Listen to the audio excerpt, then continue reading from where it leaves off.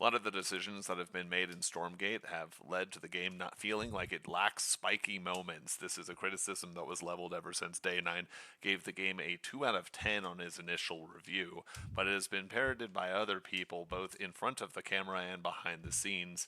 And with me as a person who's got really strong opinions on this, multiple time tank player, and prolific opinion generator, AureilStormgate. Aurail, you want to say hi? Yeah, hello everyone. Hello Yeah. Minna. Yeah, so the basic idea we're going to be going over is that I made quite a contentious title here where I said, gatekeep the 1v1 RTS players, add spiky moments and fun. So, I mean, we can get right into that right away. So, what are. I'll just open the floor here and then we'll just see where the conversation goes. The TLDR is I see a lot of people trying to generate something in Stormgate where they want to reduce APM requirements, they want to reduce the taxes as they see it on people's mechanical abilities, and they think that this is going to help generate more casual players and keep them invested. Maybe for campaign and co-op, I don't see any world this could happen for 1v1, and I just think it makes 1v1 less impactful, less interesting, just not as enjoyable as a viewing experience. What have you got? Come on, we talked for a little bit before this. Yeah. I know you've got a lot to go through. Yeah, so let's start. It's the first thing that should we do there, it's let's say uh appeal to the core audience of genre, and the core audience of genre of 1v1, because there is other audience for campaign play, co-op play, custom arcade play, and the 1v1. When it comes to 1v1, the core audience is StarCraft 2, StarCraft Brood War, WarCraft 3, Age of Empires 4, Age of Empires 2. And common sense in all these games is the skill expression is on the high level. There is a lot of stuff you can do when it comes to the StarCraft 2. Mechanical leverage comes on the first stage, and you have skill expression in every single unit. Meanwhile, in Stormgate, we come to the stage where the macro is kinda easier. The unit control expression, skill expression with the units, it's not existent. Okay, AoE, non-existent, not just like kind of lacking, but actually just yeah, garbage tier. it's Okay, so I want to yeah. give a quick send-in for your point here, which is that actually there's an excellent video by a guy named the Electric Underground. He likes legacy arcade games, like old school beat 'em ups. He likes shooting games, where you have a little spacecraft, you have to dodge all the bullets, etc. And he says that games more and more don't build towards legacy skill. And what this means is that if you have legacy skill, if you have these mechanics in an RTS game that you've built up over time, if you're like me, you've pressed a lot of arrows in DDR, you get to the point where actually, if you make things for newer players, you don't leave anything left for those more experienced players to do. Like, how do you get extra value out of your economy in Stormgate relative to if you don't have these difficult mechanical challenges? I think this kind of appeal to casuals is basically ruining the 1v1 portion of the game. I don't think they can be one and the same. Yeah, and I find out the Stormgate 1v1 pretty boring compared to the alpha stage of the game, beta stage of the game, because in alpha and in beta, the skill expression was a bit higher. Okay. What made the In skill my, expression higher? Like, there's been calls for the game to be faster, and people are split on what this means. Like, do they mean they want the movements of the units to move more quickly? Do they mean that they want all of the buildings to have less health so you're able to attack and raid? Do they mean they want units to attack more quickly? Like, what contributed to this earlier in the game's life? yeah, the main point is, I think, higher damage on the units Mm-hmm. and lower tick rates, and also AoE skills that can actually kill something, that force micro from both sides, and Sure. also, I let's can hear. say, What about the Hexen? I hear people claiming right now. What about the Flamens? What about Hexens, guys? Come on now. There's plenty of AOE. Come on, you're gonna tell us why there isn't, or not in the same way. let's Yeah, the AoE has one job. Let's look at the StarCraft 2, for example, for a moment. Okay. In StarCraft 2, you have Marines, you have Zerglings, and you have Zealots. Mm-hmm. If you remove AoE from the game, you're gonna have Mass Marine, Mass Zergling, and Mass Zealot in the early stage of the game, and it will go further. But if you add the AoE, for example, Terran versus Zerg, you add Bailing. Bailing force Terran to play Marauders. Yep. For Same for anyone who Widowmine doesn't, force. yeah, Yeah, go ahead, please. just to fill in anyone who doesn't quite get it, if somehow you found this and you're not from StarCraft 2 or you don't know it, the Baneling is a suicide unit. It explodes and does AoE damage, and it does either full damage or more damage against the Marine, which is a light unit. And the casual experience can be that the Marine, like you have a group of Marines, you don't pay attention to them for a second, and then StarCraft 2 is a very fast moving game. Some Banelings come in and they blow up all your SCVs, your workers, equivalents, or your Marines, and so you have to have these units, the Marauders, that make that less likely. And this is seen as more, not casual friendly. But you're saying that there's a huge problem with not making it casual, like with making it too casual friendly. Because if you Yeah, don't when have this, then what happens? Like, you don't have to make the Marauders, I would imagine you would say. Like, to the same yes, extent. and the game gonna be boring. The composition of the army gonna be Mass Marine versus Mass Zergling from both sides. Also for the Zerg, you need Widowmine or Siege Tank that is also AoE, Yep. and to deal with Mass Zergling. Mm-hmm. And when we go back to the Stormgate, right now we have really big issue with Celestial and the Infernal, because for both races AoE got tuned down, nerfed to the ground, let's say, Okay. and we have the point where you have Mass Argent versus Mass Gaunt. AoE like Kree that should counter the Gaunt, losing to the Gaunt. Now, where was AoE, that before? Because my understanding is that the Kree, for anyone who hasn't done it, like they have when they come out of their rollout, they do a spin, and then that does the AOE.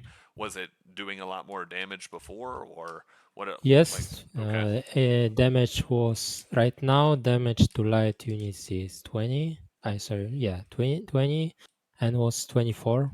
mm-hmm, Also, when the Kree was dying, it was dealing 45 damage instead of 20. Right now, deals 20 damage, but in pre-patch nerf early access Griffin, he dealt double damage on explode after that. yeah. I would say that there's an interesting topic that gets brought here, which is that there's a discussion that I saw from who was it? So From Brown. I basically, think it was from Kree got I think it's removed half damage. Yeah, there's an article I read from Brown Bear that said that StarCraft 2, because of that modern engine, you could ball the units together, but the problem was that the units move so responsively. You can group them, you have camera hotkeys, you have unlimited unit selection, classic things like multiple building selection, right? You could Yeah. just make not mistakes, right? Because it's so easy to control everything. And then you have that kind of modern engine sensibility of we don't want brood war style of unit production, right? We've got you can group all of your buildings to one hotkey to produce, right? Or you can even use the quick macro panel to produce, and then you can tie everything in and you can control it. And then the problem that this generates is their supposition, Brown Bear's supposition, was that you made the game faster in StarCraft 2 because that helps stop the kind of malaise of boring unit play that we have now. Like, imagine playing StarCraft 2 on normal speed instead of Oh fastest, what no. it currently runs at. Like, can you imagine how that would look? It looks a Yeah, lot the like Stormgate, yeah? Starkers. Yeah, the one race that has a lot of micro potential, like let's say Protoss versus Terran. You could make perfect micro with the Starkers, the Blink Starkers, and forget Blink will be unbeatable because Mm-hmm. the faster game is, the more mistake you make. Okay. Why is that good? Because that sounds to a casual like, hey, we're just supposed to get wrecked here, right? Well, why is this a good thing inside of 1v1 specifically? Listen, leave campaign alone, leave co-op alone. Well, what do you like about this in 1v1? Like, why do we need more mistakes? Basically, what's wrong with the replays and games you're seeing now?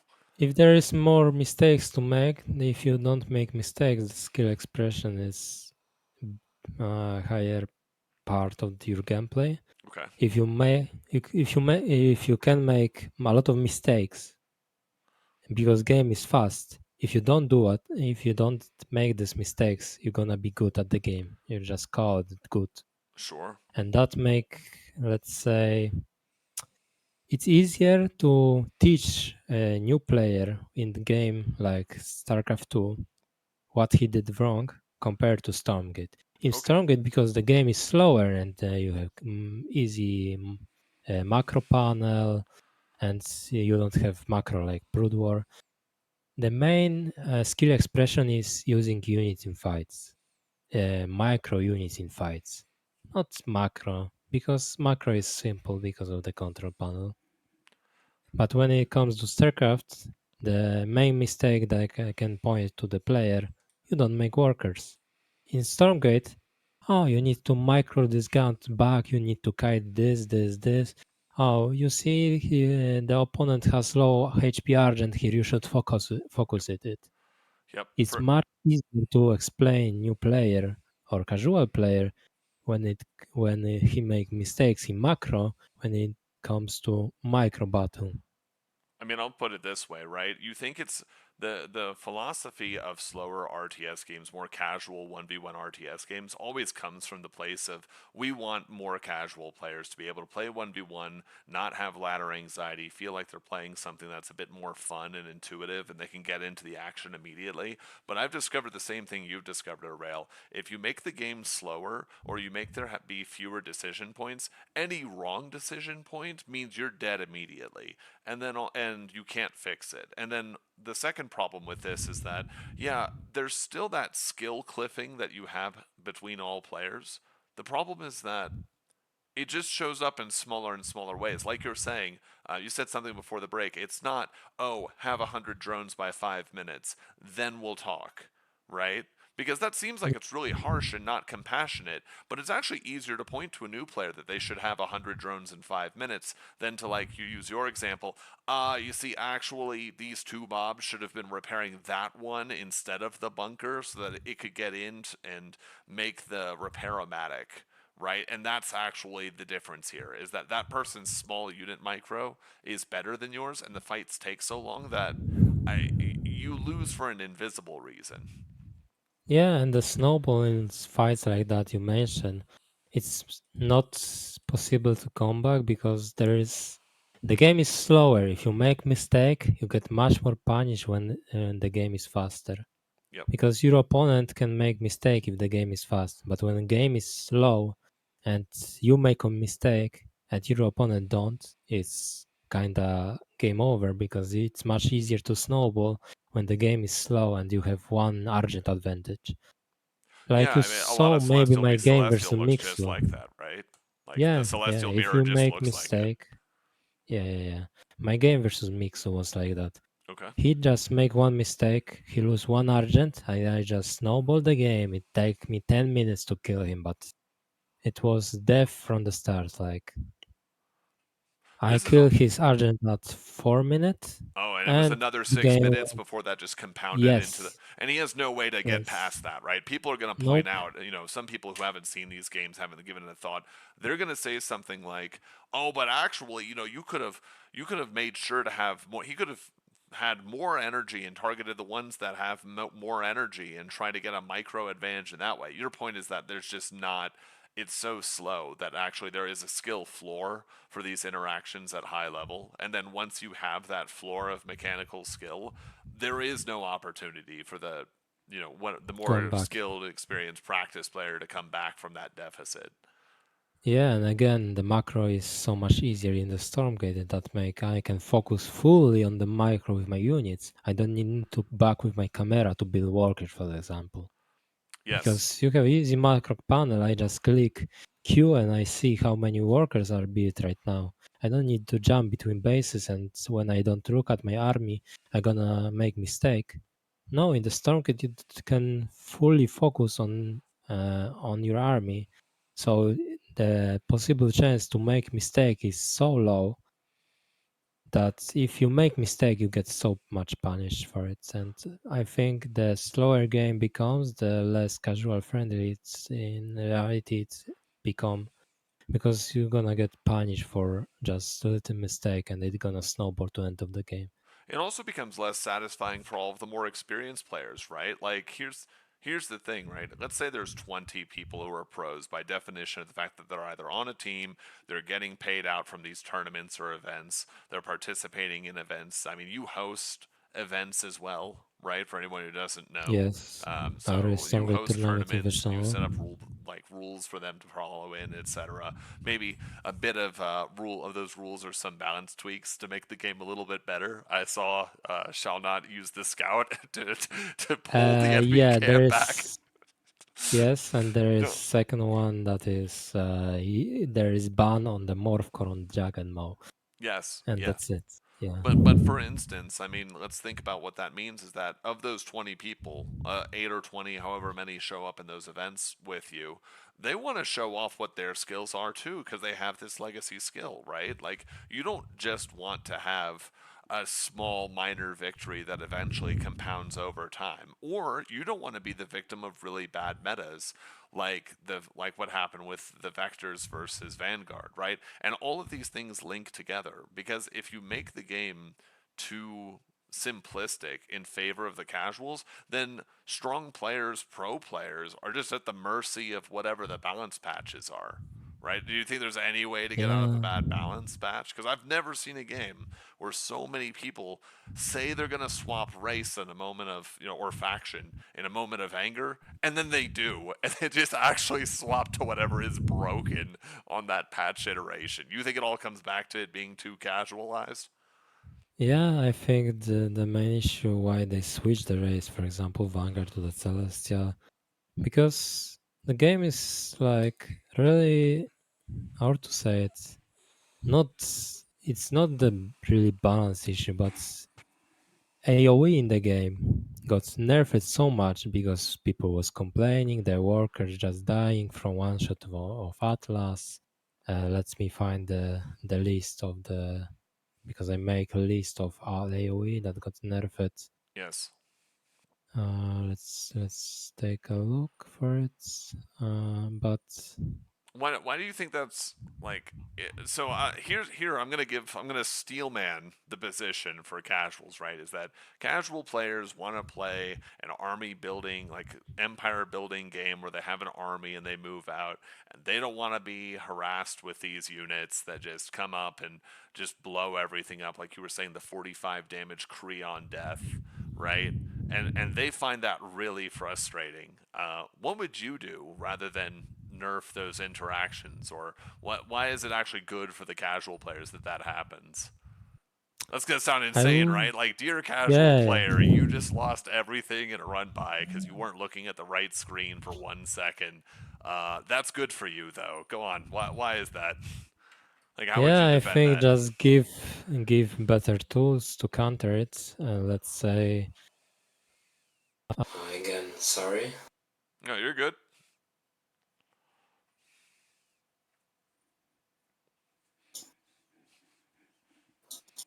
Oh, okay. There we go. You're back. Uh, Yeah, you're good. sorry, No, you're sorry for fine. It that. happens. Yeah, just give better tools to deal with it. Like find the list. So people was complaining, and so for Giant Nerve, the Magmadon Storm, Dark Prophecy, the Storm from Animals, Miasma from Hexen, Yes. Helicarrier's Health, Atlas got nerfed also, Avatar AoE damage got nerfed, Flames damage was nerfed, Offensive Nanoswarm was nerfed, Yeah, also what like, here? What was the impression of the stronger players? I'm not just gonna say pros, but like if we're saying this is actually done for the casual player, what was the impression of pros or stronger players? Like, what was it? Just a universal that they didn't like this? yeah, What was the nuance to this? the expression from the top players, okay, we're gonna play Mass Argent versus Mass Gaunt, and that's gonna game looks for first 10 minutes of the game because there is no AoE to deal with the tier 1 units. And let's say the StarCraft again, to deal with tier 1 units like Marines, Zerglings that are cheap and you can easily mass them. They have low HP but high damage output. To Mm-hmm. deal with them, you need AoE. But in Stormgate, AoE got nerfed to the ground, so we have games like Mass Argent versus Mass Gaunt and switch into Dragon. From Celestial player is kill Infernal before the Dragon Mm. with Mass Argent because you can't really deal uh, with units because you don't have AoE. Yep. So again, this all nerfs and that's all complaints that making game more and more and more casual make the game boring to play for top players because we are forced. We're gonna use the best strategy possible is on the market. Let's say that, Oh, of and the course. best Right. strategy is using tier 1 units and play tier 1 units for 10-50 minutes because And there is no other option. You're gonna lose if you're not doing that. here's a spicy point for anyone who hasn't considered this. For all these changes that have been made for the casual player, who in theory, listen, I'll just say it. I don't think casual, when I say casual, we're only talking about them in the context of 1v1 players right now. I don't really care what people do in their campaign or in co op or whatever other game modes end up being created, right? But something I've noticed is that all these changes are made towards the more casual players. They can get into the game, they can feel like they have the full experience of the game. But my takeaway, Aurel, is that they're not sticking around for this modified easy gameplay experience. Like, I'll just take a quick aside here to something I talked about a bit here and there. I play a lot of DDR and ITG, and Yes, it's a four-panel rhythm game. For those of you who know anything, for those who don't know what that means, you press arrows with your feet in timing to what's on the screen. This is an explicitly not casual game because it requires like physical body capability to work into the mechanics. And guess what? There's not a whole lot of casual players of that game either, but it's okay, like because they weren't sticking around anyways. I don't see them sticking around here, frankly, or sticking around in 1v1. yeah. The casual player will tell you, "I'm not gonna play the game because of window mines, let's say Sure. bailings. If Or in we Stormgate, add, because of Hexens or miasma traps or, yeah, yeah, yeah. Cabals or Animancers or, I'm not gonna play the game because this AoE spell that can kill my army, but you're not gonna play anyway the game. Like the not casual 1v1 players specifically. Like, complain. maybe they would be Yeah, yeah, interested in yeah. something else, but we're talking about 1v1 here, right? Most of the time, casual players don't stick with the game. The most, if you look again on StarCraft 2, StarCraft Brood War, Warcraft 3, the 1v1 community is small, but this player base stay. They play every single day. They not change the game. They gonna stick with the game for years to Yes. make a game appeal to them. But right now, the Frost Giants try to make the game more casual, and that's, let's say, make big pain in the core audience of the game. Especially Like since if we think about it, was like what it is a free to play game, and 1v1 is not monetized. So how does casualizing 1v1 actually improve the bottom dollar, right? I think something came out initially that said that 1v1 was 30 or 35% during Steam Next Fest of the players of the game. I'd be willing to bet. Listen, I don't have those numbers, and if I did, I would certainly not definitively say that I have those numbers because that might get yeah. people in trouble, right? I would speculate, if you know what that means for me, then just listen up. I would speculate the percentage of 1v1 players who had more than, let's say, 50 games during Steam Next Fest that are here is higher than the percentage of players that played co-op or campaign that are still here. And you could say it's early access or whatever other reason, but this is that core casual divide, which is why these things are in conflict with one another. I think it was a Tim interview for Yeah, the GDC team set. India. He even said like there are more casual players. There's more of them. but the core audience members, I can't find the exact quote right now, but he said, I'm paraphrasing here, the core audience members, while smaller, make all of the YouTube content, tournaments, and are the tastemakers of the community, right? So it doesn't improve the game for the tastemakers of the community, the core members of the community, to say, yeah, actually, the mode that people think was built for us is pretty shit. I actually want to go over that right quick, Aurel. Do you know that actually, if you were to go on Reddit, listen, wouldn't advise it, but if you were, Oh right, no. if you were to go on social media platforms generally, the take is actually that Frost Giant Studios, the reason they don't have so many people playing is actually because they fucked up and appealed only to the competitive players. 1 second. I'm sorry, but I love this I take. It's hardly so ass disagree with backwards. It's this. beautiful, isn't it?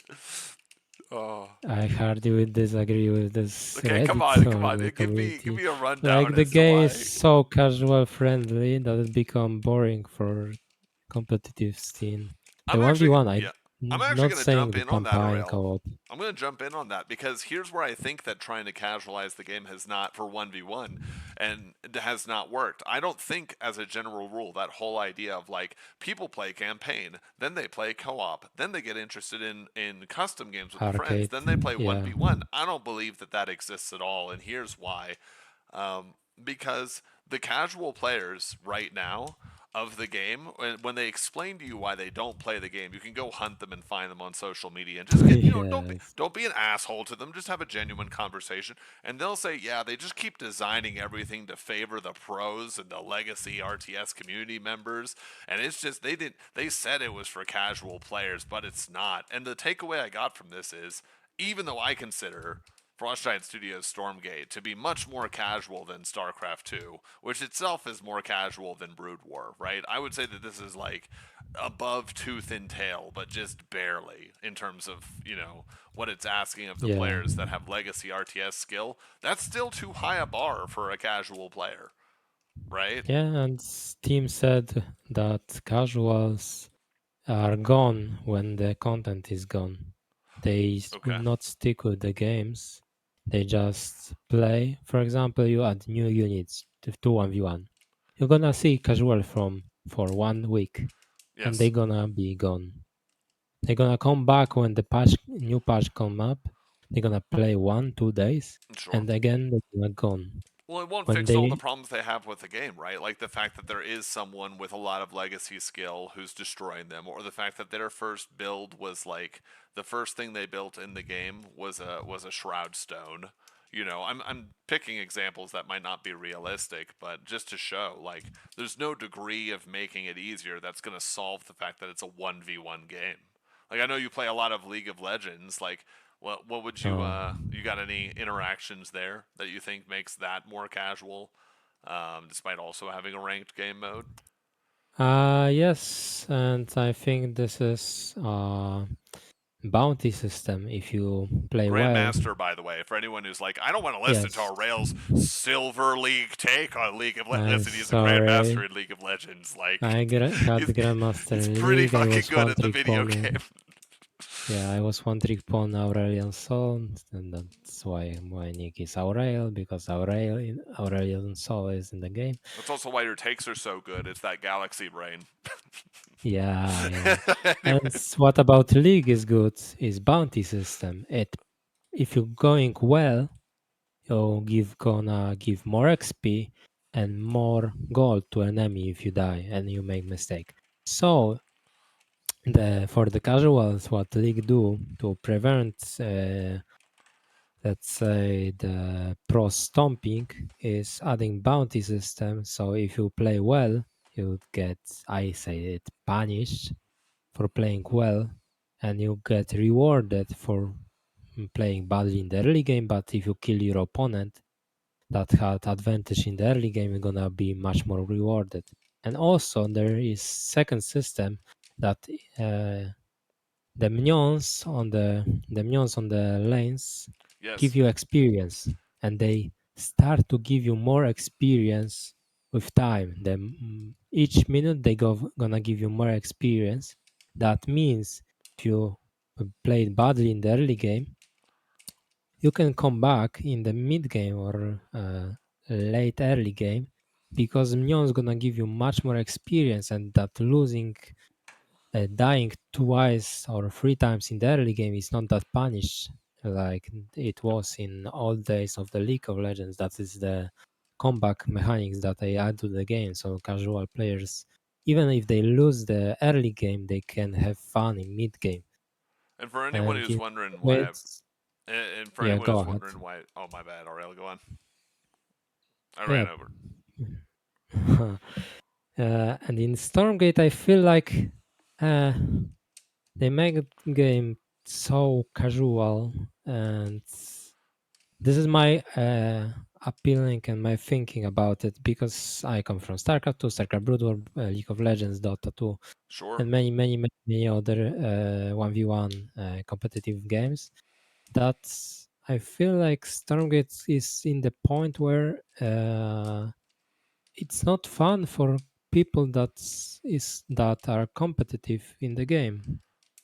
Like I feel like, and also for the casuals, the game is kind of boring. Like I don't like to play Mass Sergeant versus Mass Guard.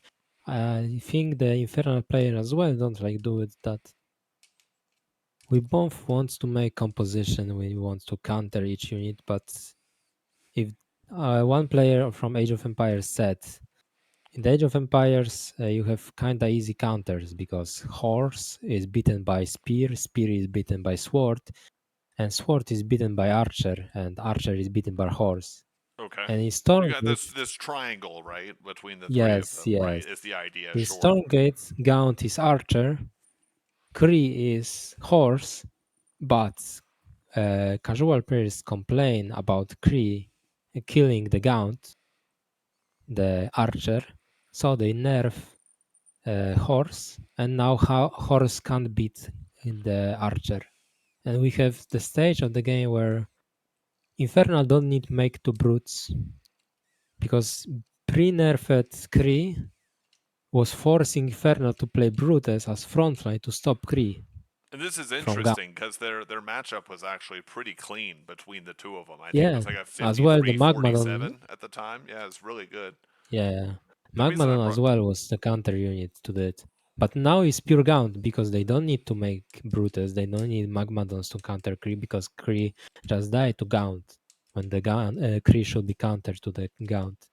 And ju- this is because they nerf the Kree to the ground and damage of the Kree because of harassment. And now we have this boring game. Same for Celestial, the Dark Prophecy, the really late tier 2 upgrade to make the Storm, yes. got nerfed so many times that it's useless to use. And they don't, the Dark Prophecy don't even kill a single unit right now and has cooldown. The reason I brought up League of Legends earlier, and reason why I'm glad you're going over AoE now, is that there's one big reason why, even at Grandmaster level, but below it as well in League of Legends, there's a soft comeback mechanic in the game that's actually built into every single character, which is their ultimates. Starting about level 6, right? You have this new break the rules thing that your character can do, and the Yeah, interaction of power you spike. having it and them not having it does create moments of spike, moments of play, moments of something happening, right? Whereas when you're describing what you just described, like it does sound like the grim dark chrome future version of hell, where it's just Gaunts and Argents just agreeing that their projectiles are going to hit each other. And I mean, you can split the units so that they have like a concave over the enemy, or they're all in attacking range or something like that. But once the fight happens, you're just like, well, I'm just going to do this. As soon as one person starts losing, I'm going to chase their units down, get a last couple of hits, and that's kind of it, right? Yeah, and I will post you in the Discord in a moment. Kinda cool thing. You can take a look in the screenshot that I post to you, Okay. and Yeah, yeah. there's stats of this. Here, one And second here. Do you mind if I share this with yeah, stream and sure. whatnot? Okay, give me a second, everyone. I'm not going to show you my stream for or my Discord for very obvious reasons. Um, I can make it like this. Okay. oh, yep, yep, yep. Oh, okay. Yeah, yeah. If you want to do that, that's fine. The problem is that it just also shows what people are sending my way. So let me just go ahead and then paste. And what we're going to do is we're going to go back over here. We're doing it live. We're just going to add a source, and this is going to be here screenshot. 1 second. I'm just going to do. But basically, if you want to describe what is being shown there, but while I'm getting up what it actually is. It's So, it's Kree and Argents with a couple spellcasters versus like a ball of infernal units, and you were going to explain why this matters, right? Why this is a good thing. yeah, so you have the screenshot, and there is 60 10 Argents, 2 Cabals versus 26 Guns and 3 Brutes. The army supply for Celestial is 48 versus 32 supply of Infernal, so Celestial army is bigger. Army cost is twice big for Celestial, 2,850 Illuminate and 600 Therium Mm-hmm. versus 1,800 Illuminate, 325 Therium for Infernal. So the Yes. army of Celestial is twice big, and the army composition is much better because Kree is supposed to counter the Gaunt. Yeah. Yes. The Gaunt was Kree was created as the horse. Gaunt is archer, and in That's the Age of idea, right? Empire, Is that there's an Vermis. interaction between these two. It's not meant to be a one-size-fits-all unit interaction, right? It's kind of Yeah, what you're showing and here. what you expect that army cost for Celestia is bigger, army supply is bigger, better composition for the Celestial player as well because he has 2 spellcaster that can help 10 Argents. But what happens? Celestial player gonna lose every single Kree, and Infernal player not gonna lose almost any Gaunts in this Okay. fight. And that's just a matter of the positioning of these things together, right? Is that because you Yeah, have these units that have this horse relationship between all of them, you do expect that the Kree are going to get in there and they're going to try and get the Gaunts, but they won't be able to get them, and thus they're kind of the pseudo front line for not only the Brutes but also the first couple rounds of Fiends that get made. And then you have this like multi-layered combat as opposed to again, that grim dark nightmare hellscape you were describing where the range units just shoot one another. Because that's also a big reason games have AoE. Because if you don't have AoE, you run into another problem, which is that if you don't have any way, if you don't have AoE, ranged units plus modern engines are just way too good, right? For anyone who doesn't get that idea, like very briefly, because modern engines and Stormgate and Frost Giant Studios have said they're so happy about their engine. Look at the bead test they did with the engineers for how quickly everything can tie together, how many items they can simulate, etc. If you do that, units that ball together have higher DPS density per unit of measurement on the screen. So if you just have ranged units, if AoE is bad, then the best army to have is just a blob of ranged units, unless you make melee exactly. really good. Now, the reason this is funny to bring up is what are people complaining about right now in Vanguard versus Infernal? Right, or Infernal versus Lancer. Vanguard Lancer, because it is so good as a melee unit, it actually overcomes all the DPS density problems that I mentioned by getting a speed buff every time that it gets hit and by having AoE on its cleave. And all of this So does go that make back to that. Lancer the horse. The Yes, actually Lancer is the good horse that counter the archer, the Gaunt. But yes, it's stolen by Magmadon or the Brutes that are swordsmen. yes. This is how the matchup should work. Same for Celestials and Infernal. There not should be ability to mass archer the Gaunt, and you win the fight when the opponent has horse. And we nerfed. Frost Giant learned that in the Vanguard versus Infernal matchup that you can't really nerf the Lancer, that is core horse unit, to beat Gaunts. Yeah, but we saw they what did happens if you do that. You just have like with Kree. a terrible matchup versus Celestial just because of the way the race is manipulated against one another. But then Yeah, also you have then an unplayable versus Infernal situation, or you go the other way and you just make it way too good, which is the promote rush, right? The 5 Lancer promote rush.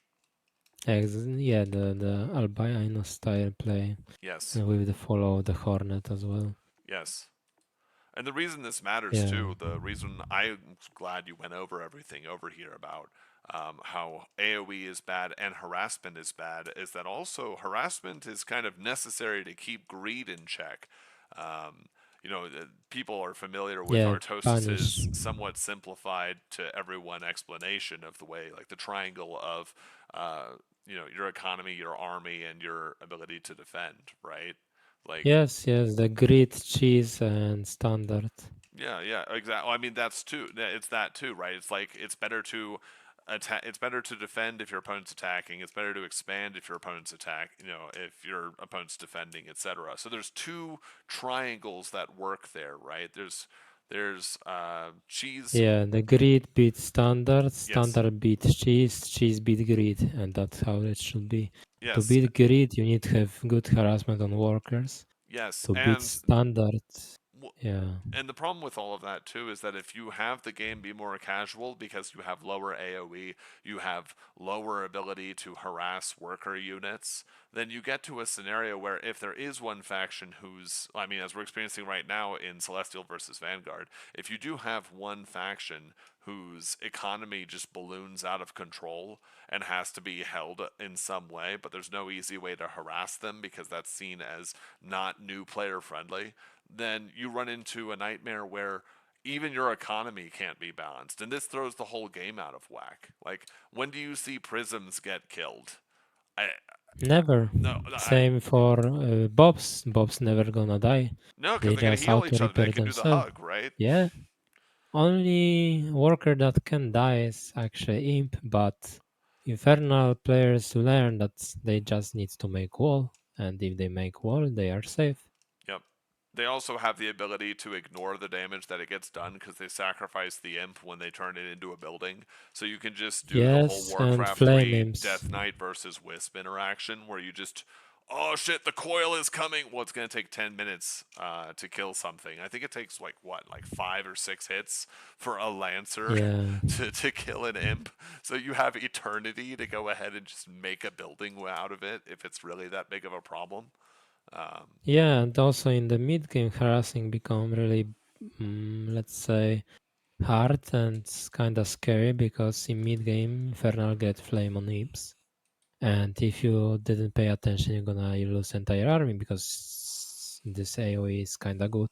The only AoE that I think is kinda on this point, but I don't think it should be on the workers I actually because think this that's a make good harassment example of much them. and much harder.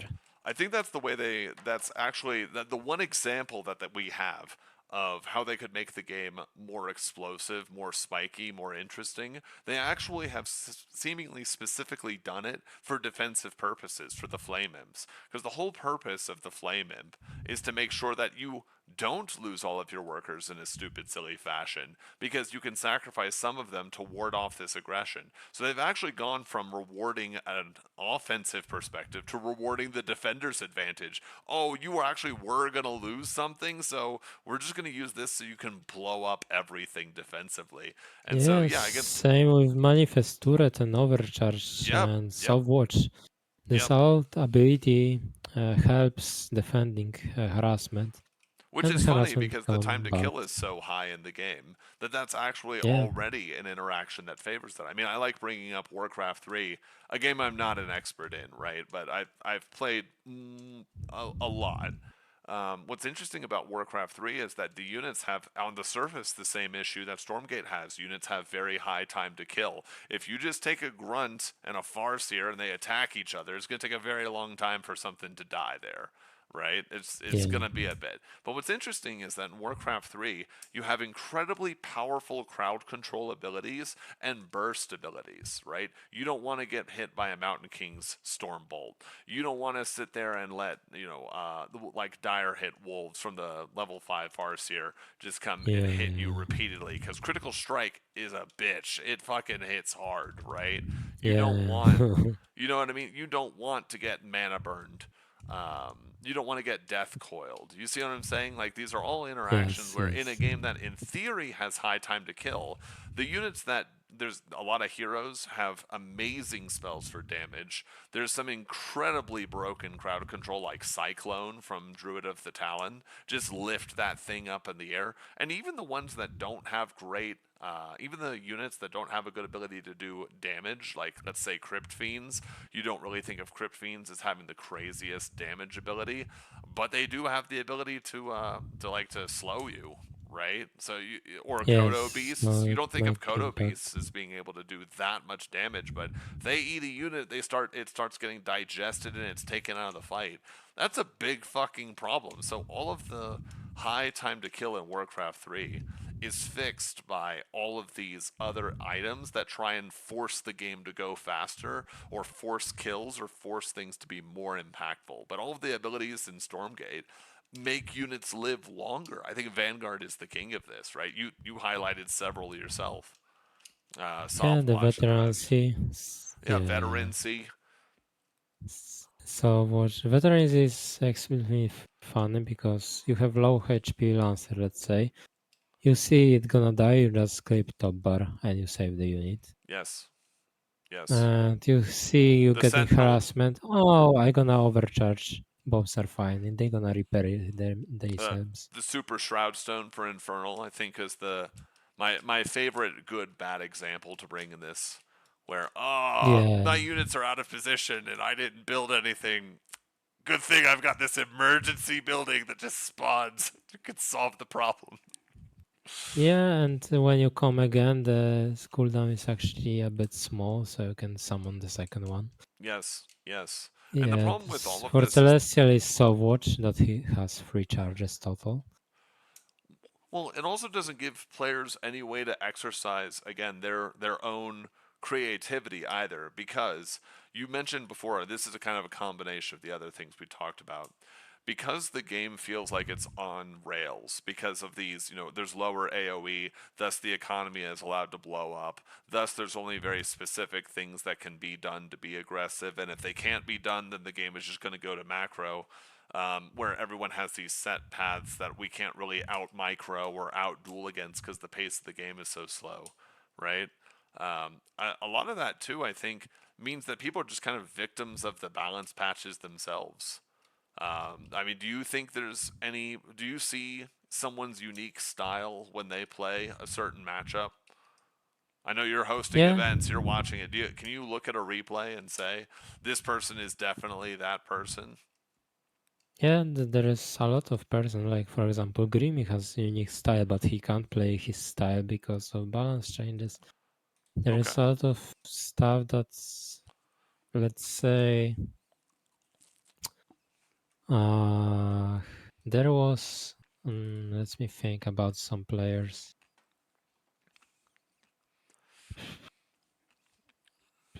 I mean, what I'm getting at is, do you feel like the players are restricted by the balance changes, or are we overselling it a bit? Yeah. Is Yeah, many there? players with unique style was forced to play standard. Like there are people like Grimy, for example, that like to open Seraphim versus Infernal, but he can't really do it because Gaunt is so good unit Mm-hmm. and Seraphim is bad unit, and so he is forced to play Argent. He don't want to play Argent, but he need to play Argent or he gonna lose the game. Right. You are not, I mean, when you go to the stage when you play on the tournaments, you can't really have own style when the balance don't allow you to do that. Like in StarCraft 2, you have people that play mech, people that play bio, that play mix, and both strategy are, let's say, viable. Yes. But in Stormgate, if you don't play Argents, You just want to lose the game from the start. You don't have options to choose. Vector also. Vector is kind of funny unit that gets, let's say, Vector. I check the Wikipedia page.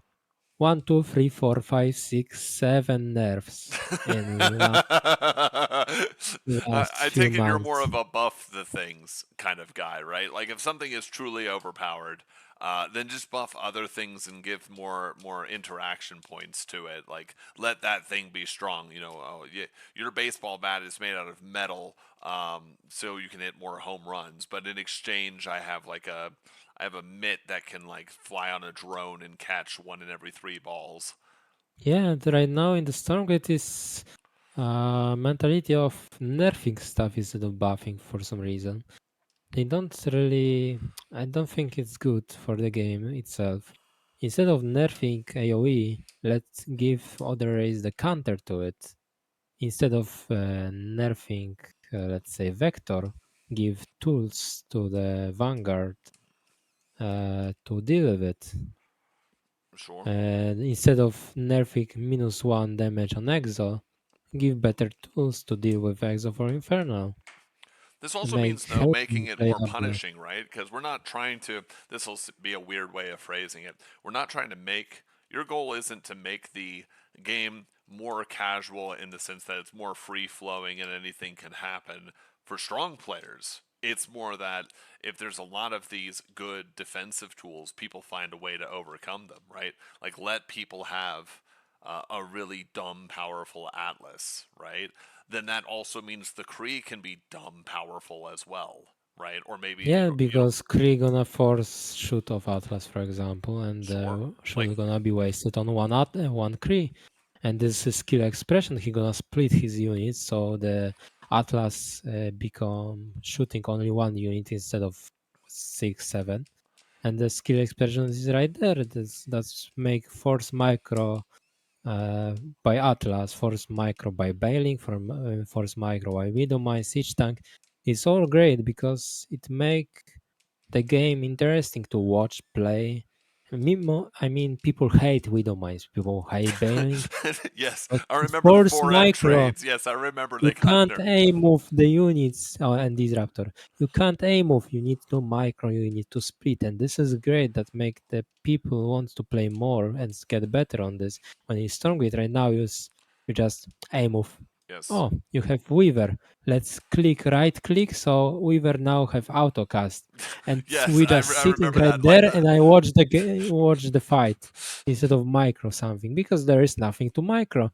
You just sit, you just watch how the fight goes, and yes. sometimes you just make more units, and that's it. This is the my skill expression in Stormgate right now, where if you buff the Atlas, if you buff Animals the Storm, if you buff Kree, if you buff You probably want Magma Hornets to be non-stop, back to their old, like, worker sniping yeah, days, right? and let's buff Hellborn AoE versus Ground and remove Anter. Make Hellborn really good unit Sure. This versus tier 1 units like Exo. This is this also about make making things AoE more. viable Hmm. so you have more micro skill expression Is this in the also about game. making things more less resilient? And so, what What I do you mean mean by that by less is, resilient? like they have lower hit points or they have lower armor as part of that. Hmm, Or is it more we just make the AoE good can. and then everything else kind of sorts itself out? I think both ways are good. I mean, you can just buff damage of AoE and Hmm. make it, for example, Atlas not being dodgeable, be more instant. Not total instant, but just say you can't dodge it with the Argents that Okay. didn't had vision on it. You know what I mean? Yeah, that makes But sense. other option is just, mm, What about more punishing things? Like one of the things that I criticized at the time was the brute change, where now you just get fiends out of your brute just because Oh, I was hating that so much. The because skill because Brute all days, Broad was really good unit. Had really high health, base health, and also high base damage. yes. Brute was a really good unit, but then casual said, I don't want to split my brutes. And then Frost And you're Giant like, you made can a get brute. good, dude. Like, there's actually something Yeah, interesting to that make because brutes, but you could split badly. You could grab all of the brutes and split them, like in the Artosis Super Cup, whatever that patch was that you were on, whatever that style was. It's actually interesting if you choose to split a bunch of full health brutes, and they won't be brutes anymore. And if you remember, the fiends like were losing hit points over time, right? So it yeah, but wasn't. Fiend was crazy good. Yeah, of course, but it's losing hit Oh points yeah, over again, time. sorry. You had to sacrifice a brute to do it. Like, you could fuck up the split of your brute. It could just straight up die if you're not looking at the fight. Like, yeah, it was more punishing if you whiffed it, but that's kind of what we're going for, right? Is make it more punishing and then see, you know, see who the boys and the men, as it were. Like, see who can actually hang with all of these Yeah, more complex like changes. Brute is a great example. The old Brute was great unit. You had to micro manually to get Fiends, but the Fiends was stronger. Mm-hmm. The Brute was stronger, and now because this is automatic, you don't need to click anything. You just get Fiends. Brute had needs to be nerfed because of it. The skill expression of Brute just went to the trash, and because of it, unit has to be nerfed because it's much easier to use. There is no skill expression in using the Brute anymore. So Brute need to be nerfed because it's too easy to just make Brute and win the game. Because before that, you need to be faster because you just manually split the brutes. So in a Yeah, most you have efficient to. You way. could mess it up. Like I said, you could miss it. You could not be paying attention to the fight. You could do it when the thing had a quarter of its health left instead of Yeah, 10%. exactly. Yes. And that's why brute was strong, and now you don't have this mistake opportunity. So brute is weaker, and people don't like the changes. The fiend is almost no HP. Fiend don't deal damage. Also, the brute is kinda expensive and weak. Okay. But this is the reason because the brute become too casual for use, in my opinion. What about speed? And to Now, balance it, we need to nerf it. yes. Well, that's the other thing too that people don't realize. There's an excellent video by a guy named Dazif. I don't know if you've ever heard of him. He's a guy who does competitive Yu-Gi-Oh content. Yes, no. I don't think so. He No. he made a video called "Why Casual and Competitive Players Argue," and obviously this is back when YouTube had downvotes. You could just see that was like 22% downvoted or something like that. I thought it was a really good video, Yeah. and the reason was is that he said basically why casual and competitive players argue, and he basically explained that all the things that casual players complain about or don't like about most competitive players, not individual ones they had a bad experience with, but just in general, like, oh, they're all meta sheep, or oh, they don't like me because I'm not playing as hard as they are, etc. He said competitive people just don't care or don't think that way at all.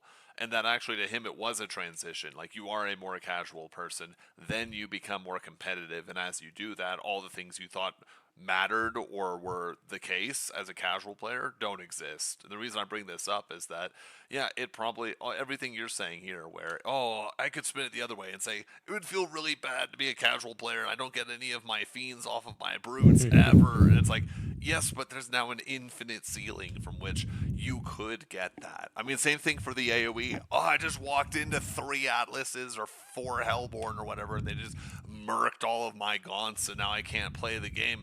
Yeah, well, maybe if you didn't like spacebar F2A move and you split a little bit then and watched it, then maybe you wouldn't do that. And it Yeah. would also make Same with Weaver. casting. Yes, same with we. I know a player, again, not giving out any names, but I know a player who's very proud of their Weaver micro, right? And of the ability that they had to get some value out of it, right? And do something with it that other people couldn't do. couldn't do that when everyone has Autocast Lash finding the nicest thing they could possibly get. Like, what the hell is the purpose of that? Like, to me, Yeah, there's not the a skill expression of Weaver just go through the window and yes, didn't come back. because Like part of the I taste don't making, like Autocast. part of the taste making, part of making the game interesting to people, which makes casual players want to play or makes competitive people of other games want to come play, is to see something that looks fucking sick that they think that they could do too if they just practiced it, right? Like, you're not going to Yeah, get a huge number of people through the door who think that they could become, I don't know, pick someone, um, I don't know, pick a name, pick someone you think is good. Sarah. Sarah. All right, so Oh, in the sure, Stormgate? yeah, in Stormgate, go for it. Yes, let's say MC. Okay, so like here's the thing, you want cool things to be in the game so that someone who's watching, I don't know, hypothetically the DreamHack Open Atlanta wants to see MC do some wild shit and they're like, "Wait, I can do that? Let's go." Like this is what making the game too casual does, is it deprives you of those opportunities.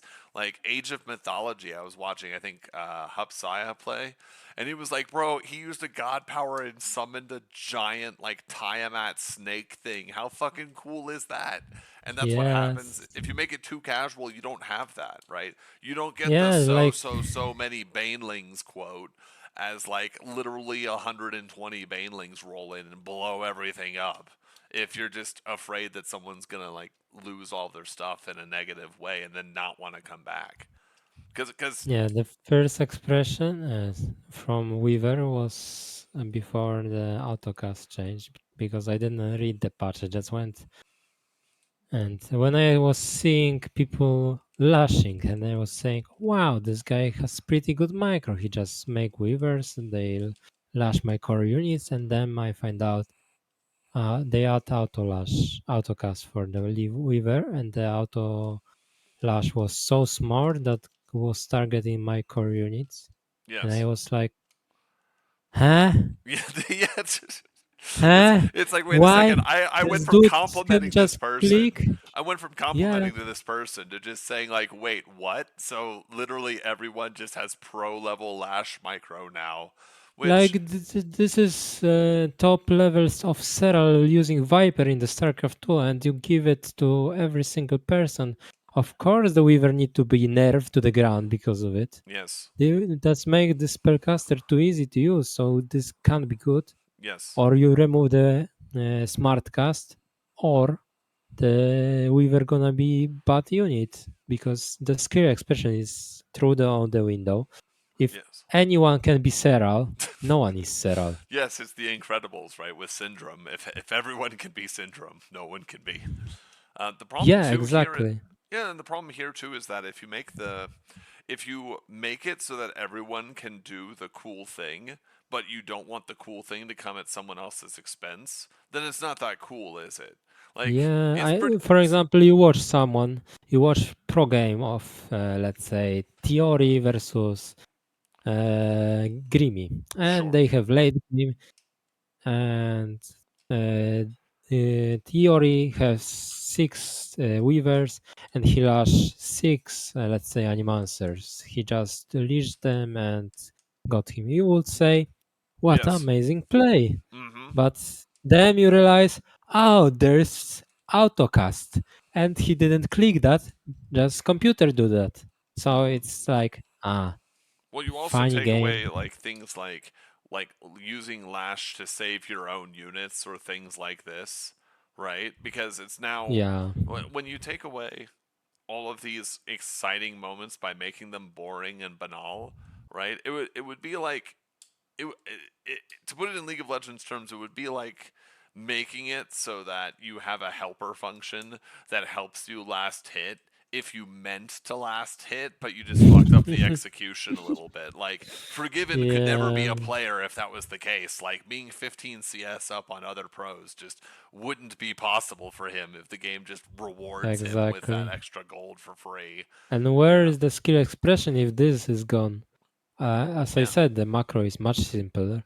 Yes. The supply blocks are not punishing. You have a lot of defensive for harassment. Yes. So where is the skill expression in the Stormgate? In Oh, I fights. got an But answer if for you you. remove it I got an answer from for you, but it makes it yeah, go worse. ahead. It goes back into that casual mentality. And again, if everyone thinks I'm using casual, YouTube, this is for YouTube specifically, thinks that I'm using this as like a 4-letter word. It is a 4-letter word when casual thoughts are complicating 1v1 competitive design. Like, do whatever you want for Team Mayhem. I don't care what happens in co-op. Campaign can go do whatever you want, right? But for 1v1, yeah, I fucking care about that. It's an innately intensive core experience, right? I want Same it to for be. Cabal, my friends. The Mm-hmm. Cabal is has Autocast, and the gravity flux take every single flying unit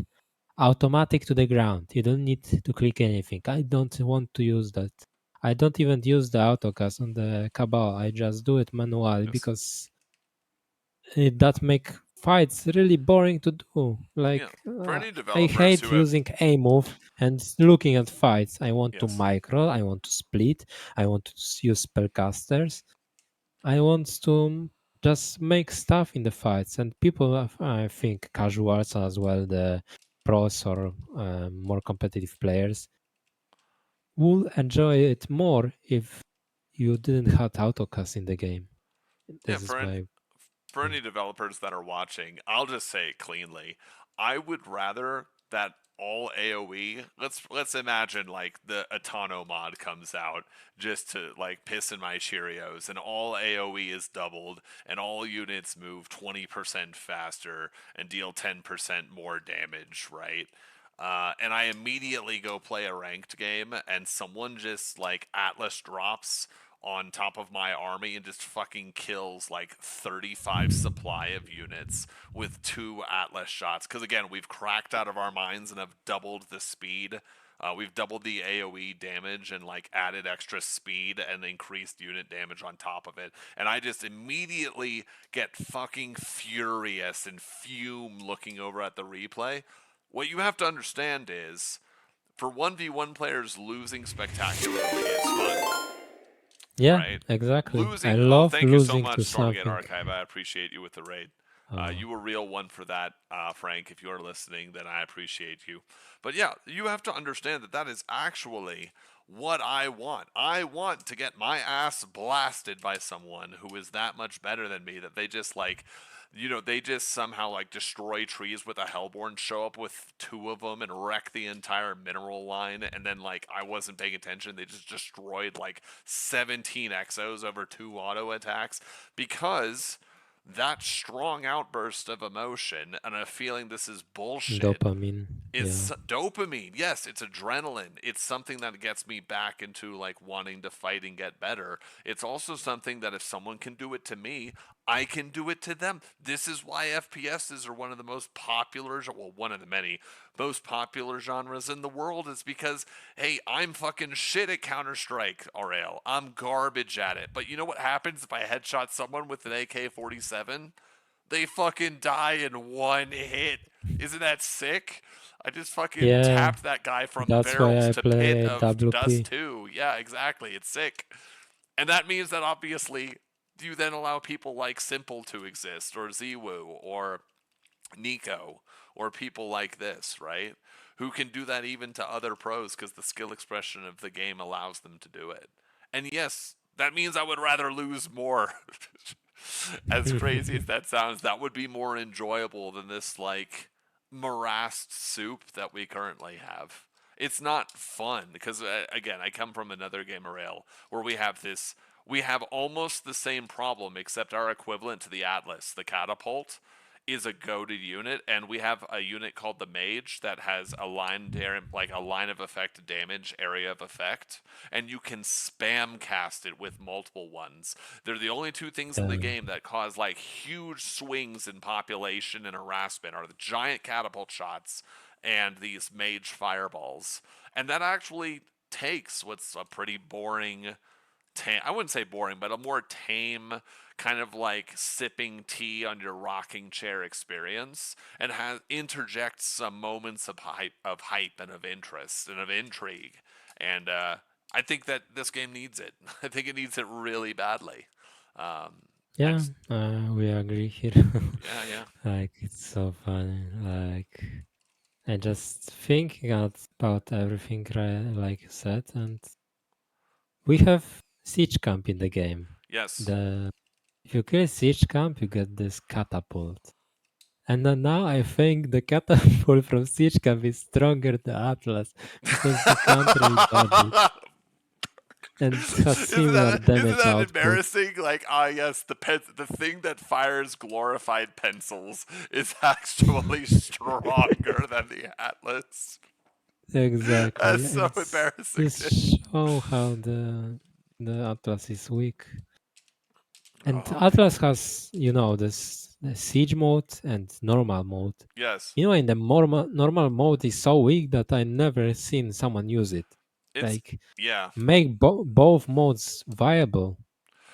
yes, Maybe, for example, the standard mode shoot while moving, for yes, example, and Atlas become a bit faster yep. in the standard mode.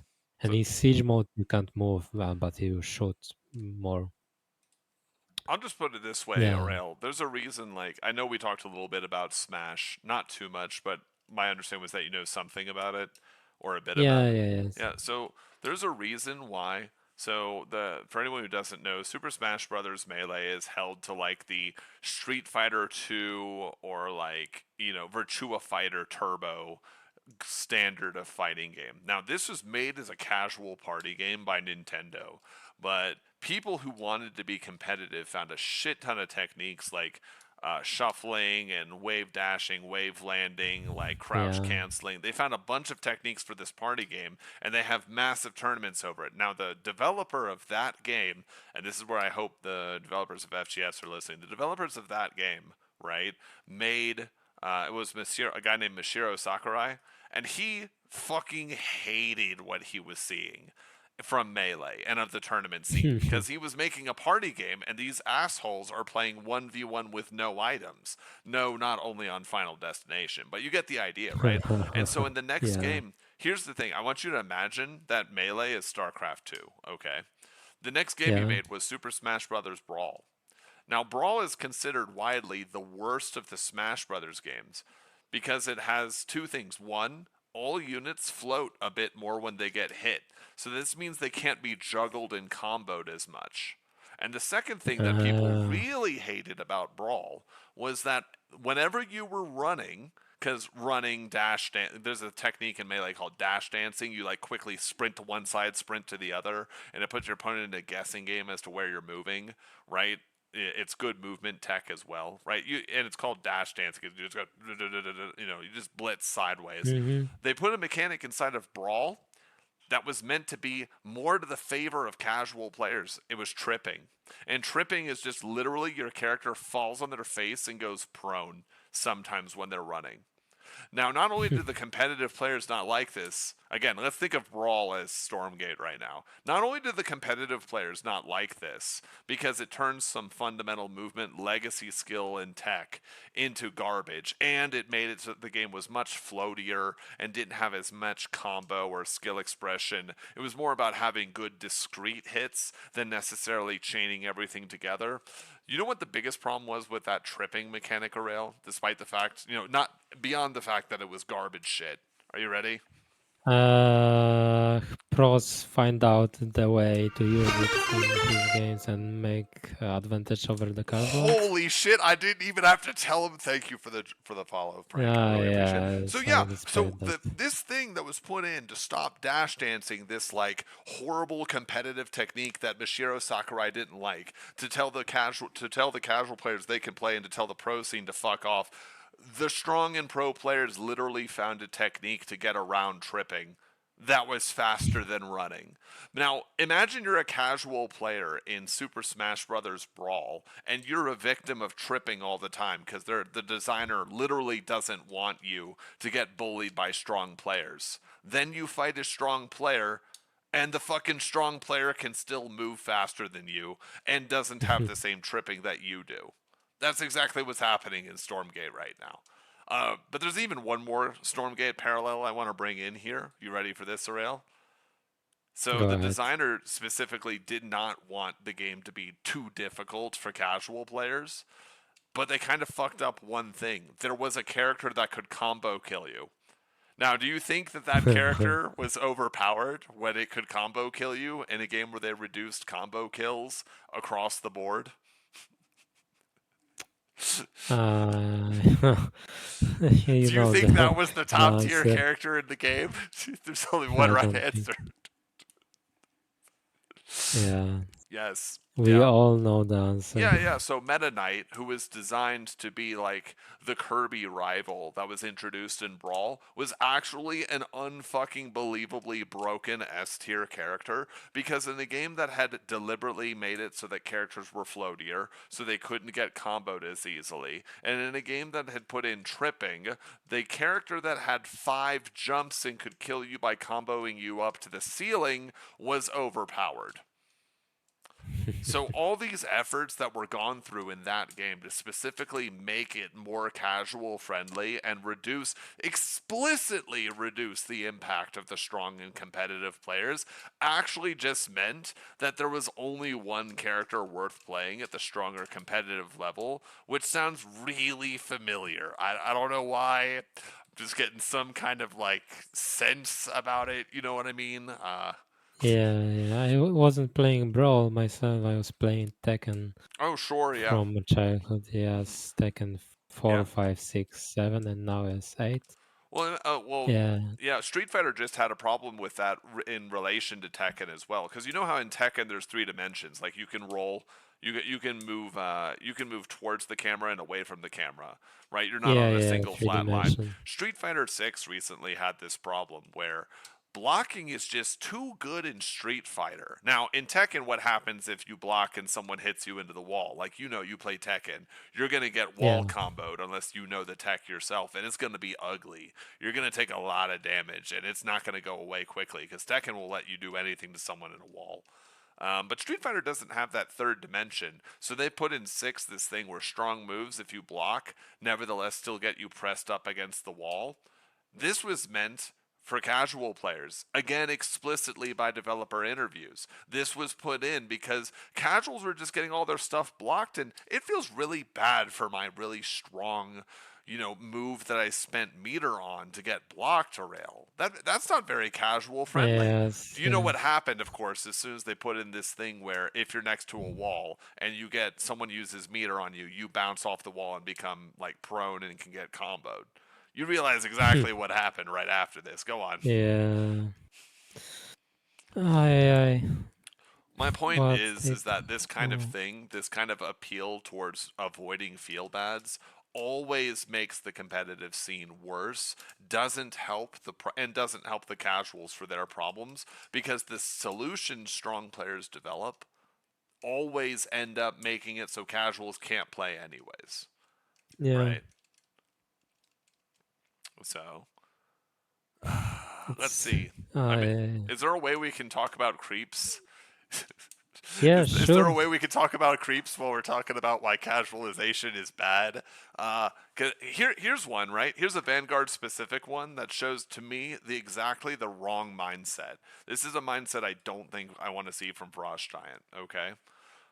So there used to be tech where you could place one Lancer up against the slime health camp, or the not the ooze, the slime health Yeah, camp, and it health could camp, use its health camp. AoE to hit 4 of the 5 slimes at once.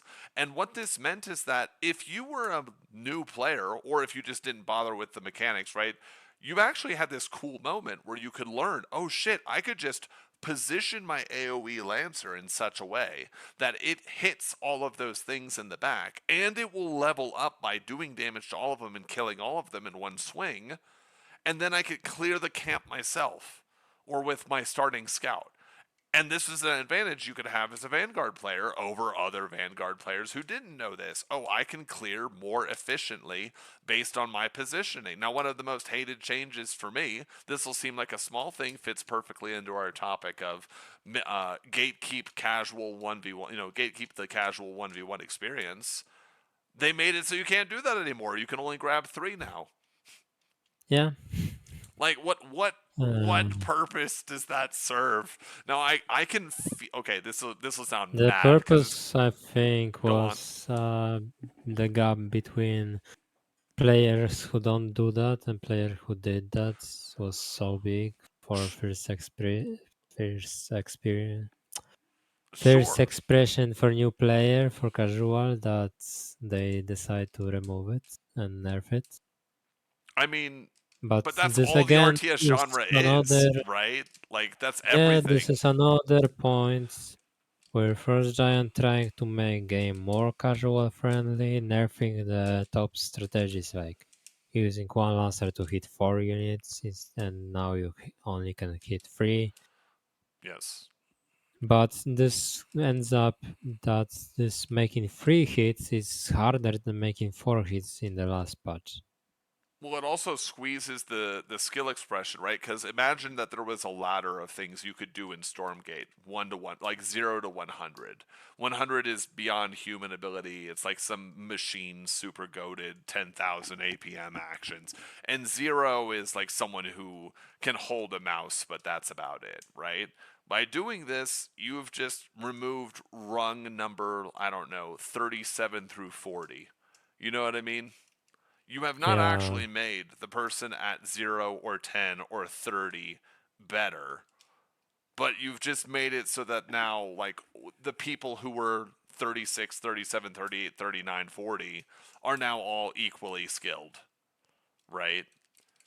yeah. Yeah. This creates, like, a really negative experience to me. I also think that creeps, just in general, are trying to appeal to the PvE notion of something like a jungle. This is why I brought up your LoL experience earlier.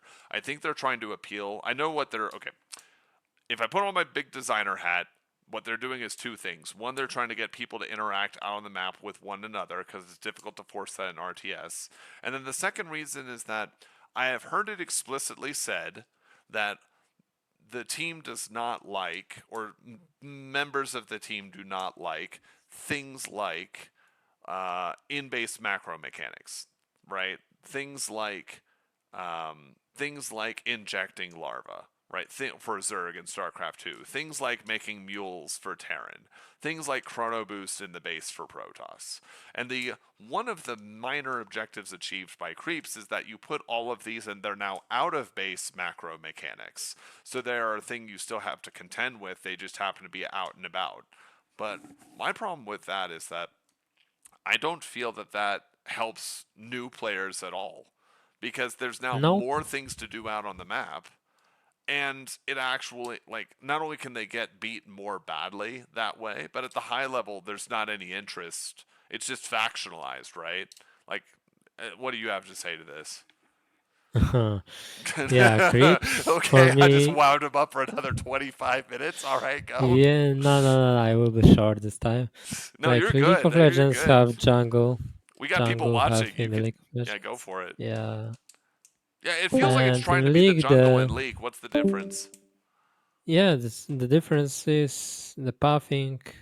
In every matchup, you have the same pathing. If you have Infernal, you just making creeps part of your build order. Depend on the map, you have a bit different build order. But when it comes to casuals, how to say, it's the creeps are making them much more behind. Because if you match a bit better player with casual, you're gonna see that the better player gonna take every single creep camp on the map before you just make any unit. And this kinda can make some player told me because of you see the creep comes clear on the minimap that make him feeling bad about the game because he is behind. He know that he is behind because of the minimap, you know. Oh yeah, And I was that's actually about it and I want to give shout outs very quickly to, I think it was either sure Marksman go. or Keswick who made that point, that basically when you see all of the creeps being like we were just in this Discord talking about it. When you see all of the creeps are taken over by your opponent, you don't think, "Oh, thank God this game is telling me exactly what the game state is so I can understand what's happening because I need that onboarding tool." It actually just leaves you feeling, "Holy shit, the game is so broken that actually I can't even possibly play." Right? It just contributes to this feeling of being defeated more than empowering for the information it's giving you. Yeah, because like I didn't thinking about it for the first time, but then when Kazik or Maxman told me, I realized it. For me, the minimap and showing the creeps was information where my opponent is at the moment, and also by playing the game and learning and testing stuff, I just make the stuff like, okay, at this point, he cleared this creep camp at that speed. Okay, this guy is playing Shrine first, or because he cleared the Vision camp, he opened Iron Vault and Conclave. Or because he didn't clear the Vision camp, he just opened with Conclave. Because different opening allow you to make different creep camp. But if you don't have this information, you're thinking just, oh, I'm behind because this guy made the creep camp and I didn't. Like this is Sure. kind of bad experience for casuals, but them give you a lot of useful information for pros. And I was thinking about what if we remove that, then you're gonna have You have to scout more more, right? You don't predict. just have the Yeah, map yeah, feeding you information if you're a strong player, and you probably don't feel as demoralized if you're a new player, right? Because like, are there any yes, matchups where you're just supposed to lose? Like, is there a matchup where you're just supposed to lose most, if not all, of the camps, and then yes, this could yes. demoralize a The casual Celestial player? versus Infernal. Sure. Celestial versus Infernal gets, if you good Celestial, you're gonna get only one camp in the early game Okay. of you. Because Infernal gonna take it everything because how the matchup works. I don't have Sure. good tier 1 is for clearing. So the only camp you get as Celestia is the light camp close to your array that you're gonna zap, use the Watch to clear Yes. it. That's it. Yeah. Meanwhile, the Infernal gonna get every single camp. So if you have casual player Celestial and he gonna take a look on this minimap and he was gonna think, oh, Infernal take all camps on the map. I'm so behind. But in reality, it's not the truth. But he don't know that, and this is kind of bad. And also, this free information, like you mentioned it, you have in-game scanner. You have FAG. You have sensor drone, the fidget spinner for Vanguard, You could the ability. just drop a scan at the 26 second mark if you're Celestial every game. You Yeah, have all these incredible scouting I tools, mean, but scanner the units that go for yes, 3. yes, yes. Yeah, and I was thinking, there's all units that made for scout and effigy that make to spread kinda creep for infernal for Yeah. The scout itself just presses faster. Z and it sees in like vision range 14 or something crazy like Yeah, that, right? yeah. You can The see the same entire for world. Vanguard with the scout and the fidget spinner from Yes. tier 2 is also the scouting tool, but you don't need these tools to scout because the map is telling you where your opponent is by Yes. just seeing capture the creep camp, capture the keep camp.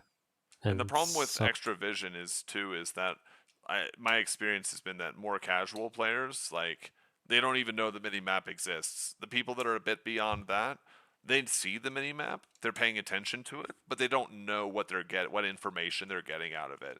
So when you have the mini map giving away all this information and you have incredible scouting tools, I feel like the incredible scouting tools, like the Z button on the scout, all of these things have been put in for the purpose of making it easier for casual players to know what's going on. I don't think that's to their benefit. Like, even if we had like 10,000 people playing and they're fighting people of their MMR, is it actually to their benefit to have more information as opposed to know what information they're looking for?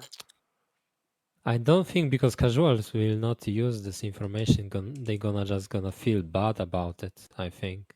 Yes.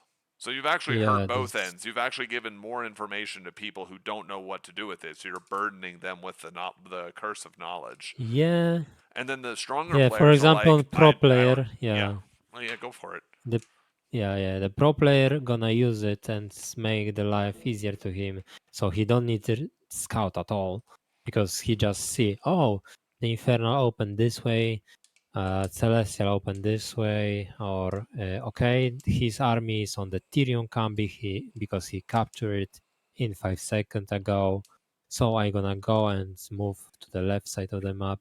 He just knows that for free. The player who not gonna make creep cons has advantage, Yes. and this is just killing the idea of creeps because I think the information is too much. You have scouting tools in the game, just use them. Force Yes. people to use them instead of giving free information that punish the mentality of casuals because make them feel bad and punish good player for scouting because why I make scanners or scouting units when the information right there in the minimap. I don't Yes. need that. This actually gets to another one where this is another example. I guess the theme of this has shifted away from, hey, teacher, leave our competitive game alone, to actually these attempts to make it more casual. It's just ruining the game for both sides. Like Exactly, here's every another single example. topic. So people, what do casual players hate the most, right? Like, well, what's the refrain that Um, you get? Like unasked, this unsolicited. Raptor we don't mind baneling. Okay, after Widowmine Baneling, like we're talking when I say casual Aurail, you're gonna have to go back in time. We're talking about like When is less it than always 30 you APM. two in here? Hello. Yeah, It's always you're you free to two. join in on this, Hup. We're talking about we're on stream right now talking about why casualizing Stormgate is actually terrible for both the casuals and the competitive scene, and we would love Oh 1v1 no. to unfuck itself in this way. And this is gonna make into a video on Oh, YouTube 100% Okay. this is gonna and be post it on Reddit. yeah, So welcome, and the one I was will just be going nice to on. hear your Oh, I opinion. love this. By the way, this is Hupsaiya, who's sick, by the way. I think What's up, he's fucking dudes? awesome. I'm going on record for that. So, Oh well. don't tell anyone that, like, they're a peasant or something, because I already did that earlier this video. No, Right. no, I'm just letting you know, like, the tone, like, the more jovial nature of it. Well, I But 100% agree with the if it's too casual, it's not going to be good for anybody. yes. We were just Yeah. I was gonna bring up this example just now. Casual players always, when I'm talking like 30 APM or less, they fucking hate the idea of being rushed. Now, their idea of being rushed is curious to us, right? The Because it's like cheese, the 5 minutes or course. 7 minutes and they think it's a rush, but you're just poking to see what the hell is going on. Or they're below you in Mm-hmm. level. You're just ending the game. I come from another game, like Little War Game has low RTS, like it's an RTS with a low player count. We experience this as well sometimes. So this goal of making sure the casual player doesn't feel like they're taken by surprise by giving them a starting unit in terms of the scout for Vanguard or the Hexen for Infernals, it not only gives way too much information for the strong player, it actually makes it easier for the more casual player to get rushed because they don't know what to do with that unit. They don't know what to look for. They don't know what to look Or where for. to They go. don't know like what the time, like what should they be. Hey, only use Skull of Shetta when you're creeping. Okay. When do I start the teleport? At this health value. Oh, well, the scout has a Z ability. When do I use that? So you actually have to move it to this third and then press Z at the like 37-second mark to know that you're looking for this. So it gives them more to micro. It actually, because you're giving it to two of the factions, they don't know how to micro it as efficiently as the strong player does anyways, so they're more The likely to celestial lose it. scan is the same way. Yeah, exactly. Like Free this is scan is to 0.23 seconds. and all If of you these use it things, later, it's punish recon. yes, and all of these things lead to people like, because the desire was we'll give them a starting unit like AoE 2. right? Mhm. But the difference there is that AoE 2 has a randomized map. And the difference there too is that you can't beat someone's face in with your micro using the starting scout in AoE 2, right? No, yeah, it does 1 damage. It hits like with a wet noodle. Meanwhile, Dog can you kill the imp, Hexen can kill the prism. Yes, we actually had the same problem in my home game of Little Wargame. Like back when I was a wee lad, I thought, you know what the problem is? Casuals are getting their asses beat. You know what? I'll give them a starting soldier. Now, a soldier in that game is kind of like the Lancer without AoE and without any speed buff, right? It's just like a tanky melee thing. And you know what we discovered? This will sound so obvious to the two of you. It is to me in retrospect. I hope that Frost Giant Studios gets the lesson for this one. All the more experienced players just immediately rushed the soldier to go scout for their opponent on the 0 second mark of the game, and then just microed the fuck out of it until their opponents died, right? Yeah, And if they sounds about couldn't right. do that and they fought a good player, do you know what they both decided? The same thing that happens to the Hexen now. We're going to send it out to find out our initial builds and our initial starting position. Then we're going to teleport it back home and it's going to live with the army forever. So it actually doesn't help either party, right? It gives way too much advantage and knowledge to the more experienced players. It makes games between each other boring because you can't deny the scout. And then for new players, they don't know what to do with that starting unit, anyways. I just don't think it helps them. Like, Hub, I know you're a bit laid in on this. Is there any axe to grind you've got? You can take any side of like stop balancing for the casual side, or like make the units move faster, or so whatever you want. I know you've got your thoughts on this. I don't want to derail your conversation too much. I definitely agree with the all the things you've said about like how the scouting units work in Stormgate. I was really expecting them to have like a more symmetrical approach to the scouting Okay. when they only had the first faction, which was Vanguards. I was like, okay, like there's going to be a dog for everybody, right? And it's going to be like a simple dog unit. And then people started to get really good at micro in it, and I was like, oh no, this is very anti-casual player, and Yes. they're going to be Yeah. miserable dealing with this because I had games within my first 10 games of ever playing where I would attack opponent's worker with the dog and kill workers, and they would Yes. just leave the game. And I was like, uh-oh, this is not a good thing. But I don't think that the idea of the dog in general is bad. I think it's just that they implemented it as a combat unit. They were like, oh, it's like a scout, and it's the Zergling, and it's got some weird charge pounce attack now that's a tier 3 upgrade too. And And it in has a case you bonus can't see damage anything, versus things.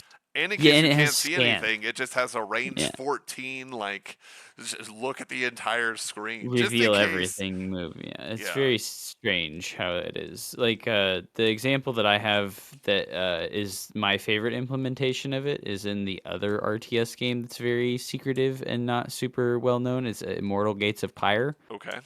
Um everyone starts with Yeah, the teacup. same type of scout. Yeah, the teacup, and the scouts can only shoot at other scouts. Okay. And so you can micro war with the scouts, but you can't fight each other's like economy or enemy units with it. Like So if you they're and I purely for play and I've scouting. never played this before and you kill my scout, you can't just go and fuck my entire economy and make it unplayable. No, no, Like you have you information absolutely that I cannot. don't now, but that's a Yes, consequence of a skill-based interaction, right? yes. Yeah. So yeah, it punishes the player who doesn't know what to do, but it doesn't make them lose the Defense, game. yeah. I remember first days of the alpha, and Dog in the alpha was much stronger, and you was able to just kill 5 bobs with the first cut. Yeah, it was very strange how strong it was, I was thinking especially about the later when ability to people just figured make the out the upgrade, right? yeah, and When was they still figured out, on. oh, you can make this upgrade and it's doubles the damage of the unit, that was also very jarring. And it was like, I'm not sure what Frost Giant was thinking when they added upgrades that give like 100% bonus damage modifier to a unit when they have experience with other RTS games where it's like what other RTS game have you ever played where an upgrade unlocks 100% bonus damage to like Maybe like anything? a hero level, but again, that's a consequence of a bunch Yeah. of different skill-based micro interactions, not just like. And anyways, yeah, your marine does fucking double damage now. Like, Even the example of the Marine with Stimpak, it's like 30% attack speed, right? It's not sure, 100%. Is it more? I know it's not 100, right? yeah, It's yeah. not. Listen, just because it might feel like it sometimes. uh, no, I mean, Yeah, this was generally, thinking that remove the free unit. I mean, remove Scout on the start of the game. And Scout actually can be just make from the racks. Same for Inferno, make just Hexen from Conclave in tier 1, let's say. yes. I have some compassion because what for But this not only because they were each probably trying to Scout make it and so you didn't have start. to worker scout at exactly insert number, right? Like, oh, you have to go do an N scout at 12 supply with this SCV or whatever the equivalent is. But what it means in exchange is that now you have given way more things to micro for a casual player and removed a lot of the guessing game that's happening and hurt the build diversity as well. We were actually talking earlier about like we want more things like harassment to be good. I just want AoE generally Oh, to be stronger. absolutely. And Yeah. that's why I brought the idea of like the workers having a tag all their own, Oh yeah, right? on stream I was there. Yes, I That was there seems to too. be This is like the very good. absolute simplest solution. I really don't like when it's bloated as far as like armor tags are concerned. That's not a good thing. Like when units are too dependent on this like bonus damage modifier, like the example of the Immortal in StarCraft 2, it's like does 3 times as much damage to armored units. So Also, it's like not your entire casual player linchpin. accessible, right? It's Not. very not casual player accessible. It's not visible. It's not like immediately obvious when your unit shoots at another unit, right? Like so that's not a good thing to base the entire game around, and unfortunately they've based the entire game around it. Every single unit in Stormgate has a bonus damage type. Yep. The other reason we're in Yeah. favor of more AoE is that AoE tends to be used for harassment, and there's been a conversation I've just been peeking over at the Discord about celestial economy, especially in relationship to Vanguard. And it's like, Hmm. you can solve this problem of greed if you just have really good AoE, because AoE tends to find a way to be dropped towards workers and to be Hmm. harassment. I don't see what the problem is with harassment. I mean, Yeah, they think it's like an anti low level player Casual. thing, and they're Yeah. sort of right, but at the same time, it's like when two low level players play against each other, oh, it's they a are clown not going fiesta. to Signed a low harass level each player. other, you know? Like Yeah. they're not going to like do a complicated harassment technique against each other. It's just not going to happen. I mean, I'll give a very get fucked example here. Yeah, I mean, Go is a complicated game, but you shouldn't make it Connect 4 just because that's the only way I can beat you. And if you're No, still beating exactly. me in Yeah. Connect 4, it doesn't make the game better for you to turn it into tic tac toe. Like, technically, more slots and a more complicated game state make Connect 4 harder for the casual player than tic tac toe. But who the fuck is playing tic tac toe, right? Once you've learned that there's all these once you learn how to start and stop, there's nothing left to tic tac toe as a game, you know? Yeah. Yeah. Yeah, like every game is a stalemate because the skill ceiling's too low, right? There's no Yes, skill expression. exactly. And I wouldn't say that it's that Oh yeah, we bad, but talk about the skill expression. I do think that a lot of, yeah, to Aureil's point, I think a lot of Stormgate's problem right now is that the reason factions are complaining instead of players is that if there's not enough skill expression, you're just kind of with all the modern controls, you're kind of at the mercy of the balance patch, right? And this is why Yes. I want it more AoE, because it's like a good fighting game. Better defensive tools makes the game better, right? I've heard, Yes, oh, it absolutely. would. Didn't you see the Artosis games? Everything was so slow. There were no creeps, and it just took forever. Well, yeah, if fucking all of my AOE is doing the equivalent of watching grass grow and like tickling the feet of everything it hits, then yeah, unsurprisingly, that's gonna be a shit Was show. that really a problem with the no creep map? It Again, was too slow. this is what I was saying. I didn't watch No, those. I think the no creep map is kinda good from the Artosis, but because the players started to interact with each other, and you had this cool roaming from the left side to the right side, the mind games, kinda that was looking kinda like Brood War to me. Like there is just formation. You just take right side of the map, I take left side, and we fight each other. But there was no, let's say, that's constant interaction with players. Okay.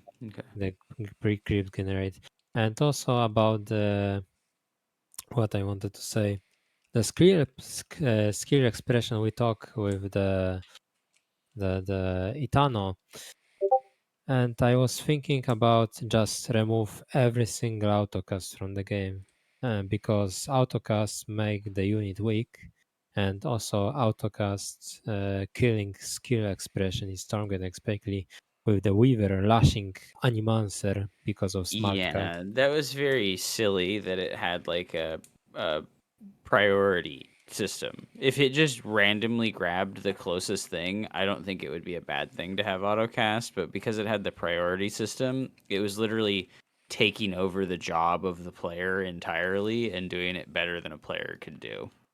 Yeah, also with the Brute, for example, in all days in Alpha, I think you played there. Brute, you had to manually split the Brute to get the fins. Yes. And because of that, Brute was much stronger, and Fins was much stronger as well, because Hmm. had higher DPS output and higher health base. But when you add autocast on splitting of Brute, now the Brute got nerfed to the ground. The Yes. Fiend has 1 HP almost, and people just saying the Brute is weak, but this is because every casual wanted removing skill expression and Brute splitting. I And mean, Hmm. balance one it, we had to make the Brute weak.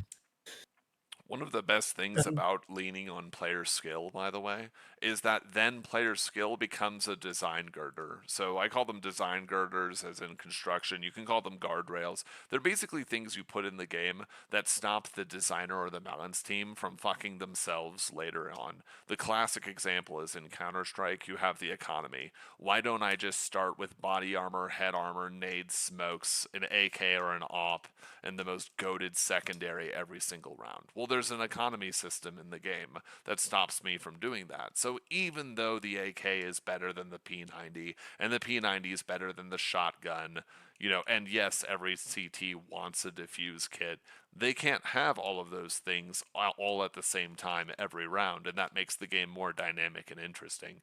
Part of the And it benefit. adds a lot of decision making depth. Yes, 100%. And this is why I think when you're making a 1v1 game, you shouldn't lean on doing something that's cool and overpowered and flashy. What you should lean on is player skill as the determinant in a 1v1 game, because that becomes its own guardrail.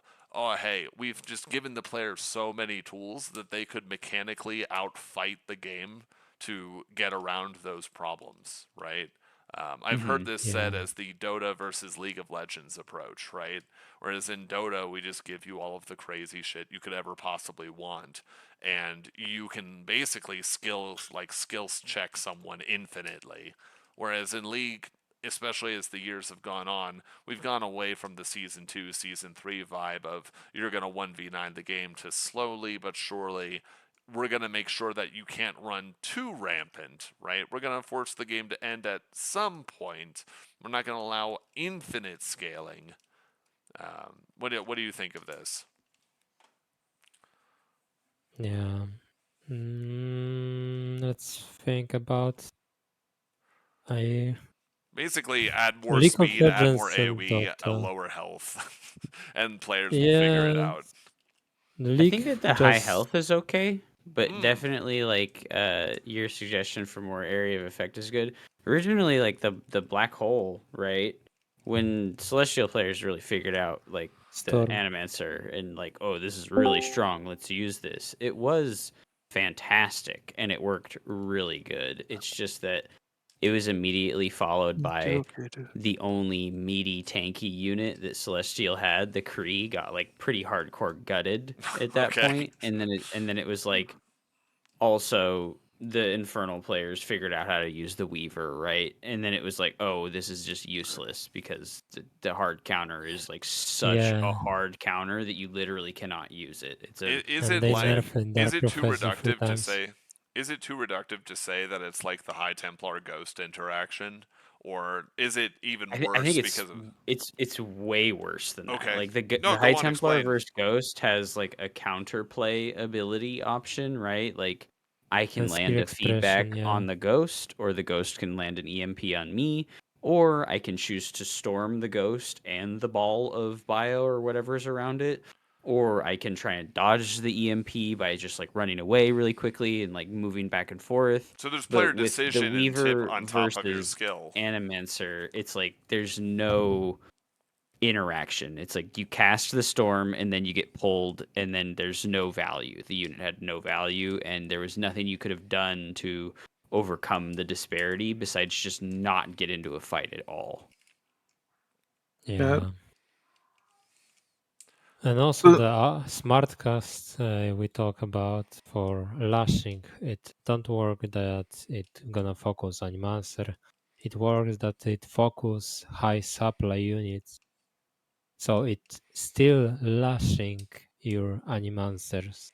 If you have army of pure Argent, for example, Argent Animancer, auto-lash, autocast still gonna lash your Animancer. Mm-hmm. So before you got here, Hup, and Zatokto, since you're here too, I made a point that I don't really buy the road from casual as a concept. Like that idea that you play campaign, you play campaign, then you play some customs with friends, then maybe you play a 2v2 or a 3v3 mode, and then you play 1v1, and then you get really into the ladder. I don't really think that there is that smooth transition. I think that can happen, but I think it happens from reverse. I think the kind of people who have a mentality towards seeking challenge or self-improvement or have an ego will naturally find themselves towards 1v1. I don't think you can design the game to make them more likely to play 1v1.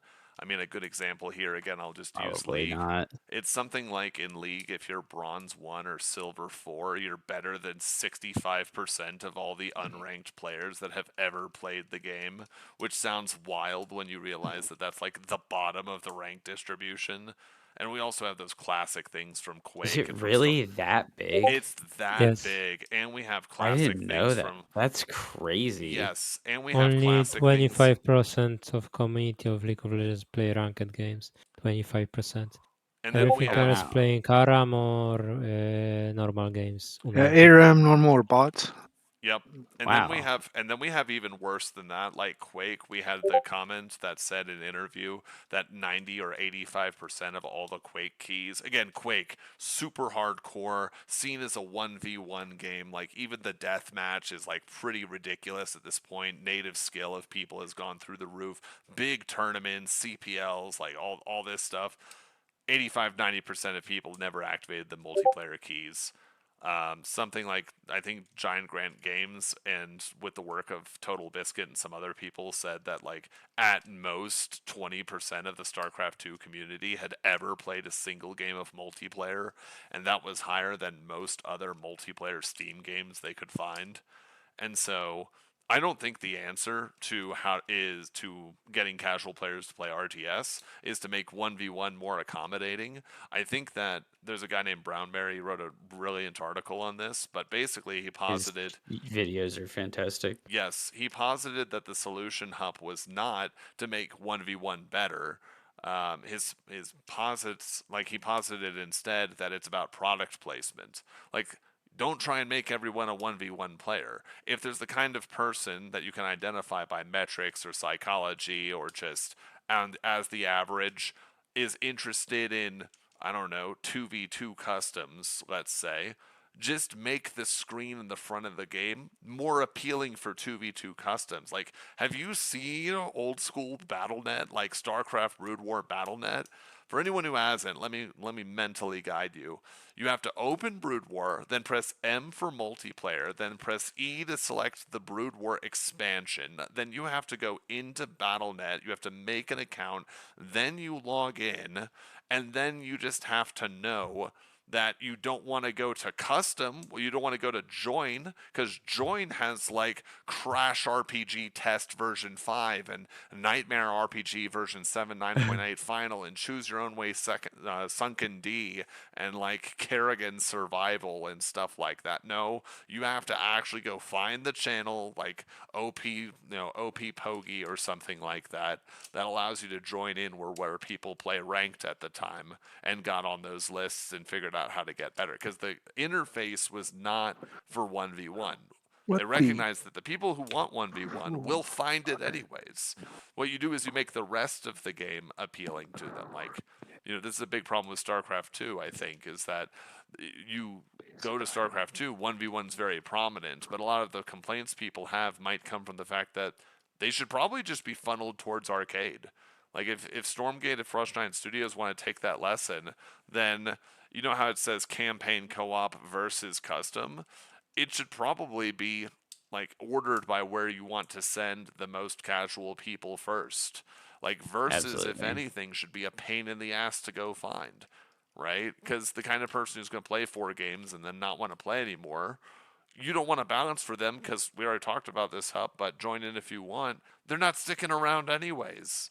Like, No, I tried to like be very vocal about this when I felt like the avenue for criticism and like having your voice be heard by the developers before things were real set in stone. Sure. I was like trying very hard to like bring them to the idea of this. Like, these casual players that you're catering to, they are not going to stay. They will not stay. That's just Yeah, it. with Like, 1v1. Yeah, they're they won't casual keep playing the players. game.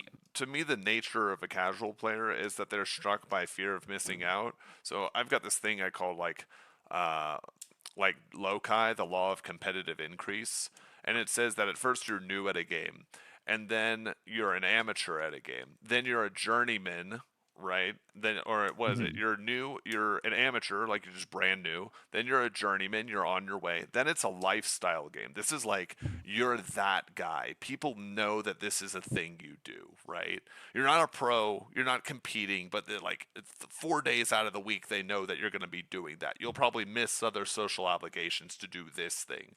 And the last step is to be a competitive player, which I don't mean everyone who queues up in silver lobbies like I No. did years ago. I mean like you're trying to compete in tournaments like Aureil is hosting, etc. And so I think I don't that even think you go that far. I think if okay, somebody reaches like top 15, top 20%, they're a okay, really competitive player.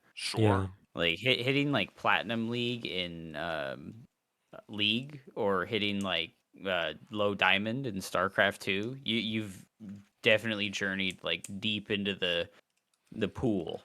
yes, You've put a lot of time and effort into the thing that you're doing. yes. And so I think that if you that kind of person finds 1v1 natively. Like this will sound strange, but the kind of person that you want to balance the game for is not the casual player. You want to reward the depth for that 1v1 seeker, as it were. You want to find the person. Okay, you want to make Spyro for everyone, but maybe you want to balance Spyro for the guy who's trying to do like any percent speed runs of it. Now I know that's a casual I know that's a casual PvE game, but I'm trying to like express the idea here that you you want the people who are your core audience to care the most and be your strongest advocates, because you don't I talked to Aureil about this already. I'm kind of backfilling you, but I've yeah. never met a game where so many people, I'm not saying their names out here, if you know any names you want to share or if it includes yourself, fine. I've never met a game where I've had so many people tell me that even though they're getting money or they're getting invitations or they're part of a some team like structure, not just the big ones you're thinking of, they don't want to play or practice because they don't feel like the game is rewarding or fun. When in theory, Oh your yeah. core audience should be the people who are like, all right, listen, you, whatever the fuck you're doing, you're playing Path of Exile too? No, you're not. You don't even like ARPGs. Like, you think Diablo 3 is fucking garbage and 4, and you don't even like PoE 1. So get over here. We're going to play some Stormgate, and I'm going to show you that this thing is the best fucking thing since sliced bread.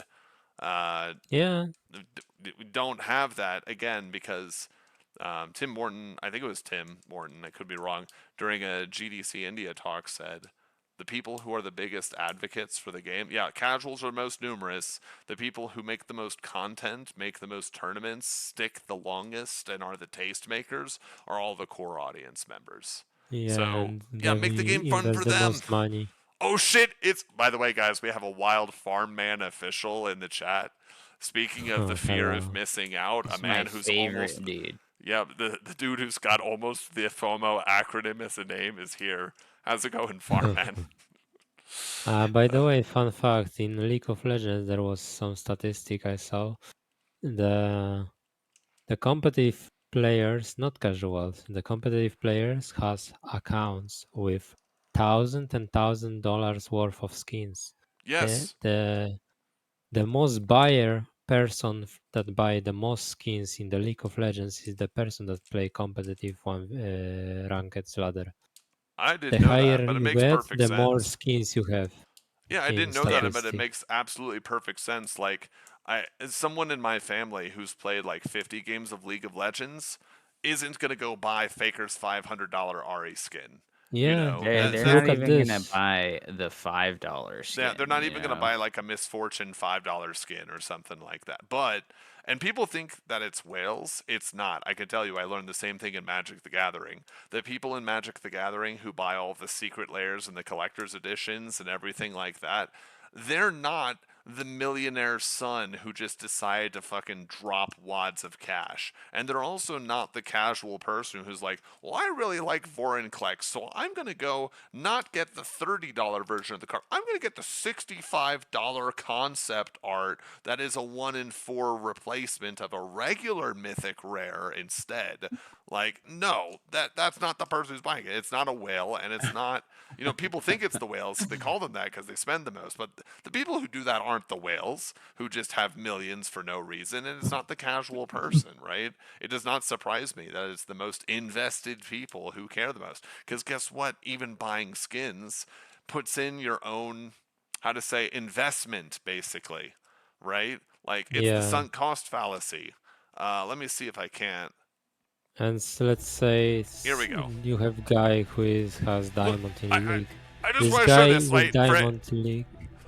on the Go. stream right now, Aurel, go with your point, but I I just will want to make a check. point to anyone who's watching. I just want you to see, like, oh, geez, Uh, look at all this shit I fucking own. Holy shit. I was Why does he saying own that everything in the game?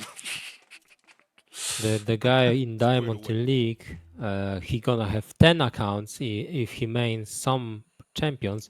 To every single champion, he gonna have a skin. Yes. At some point, they gonna not use.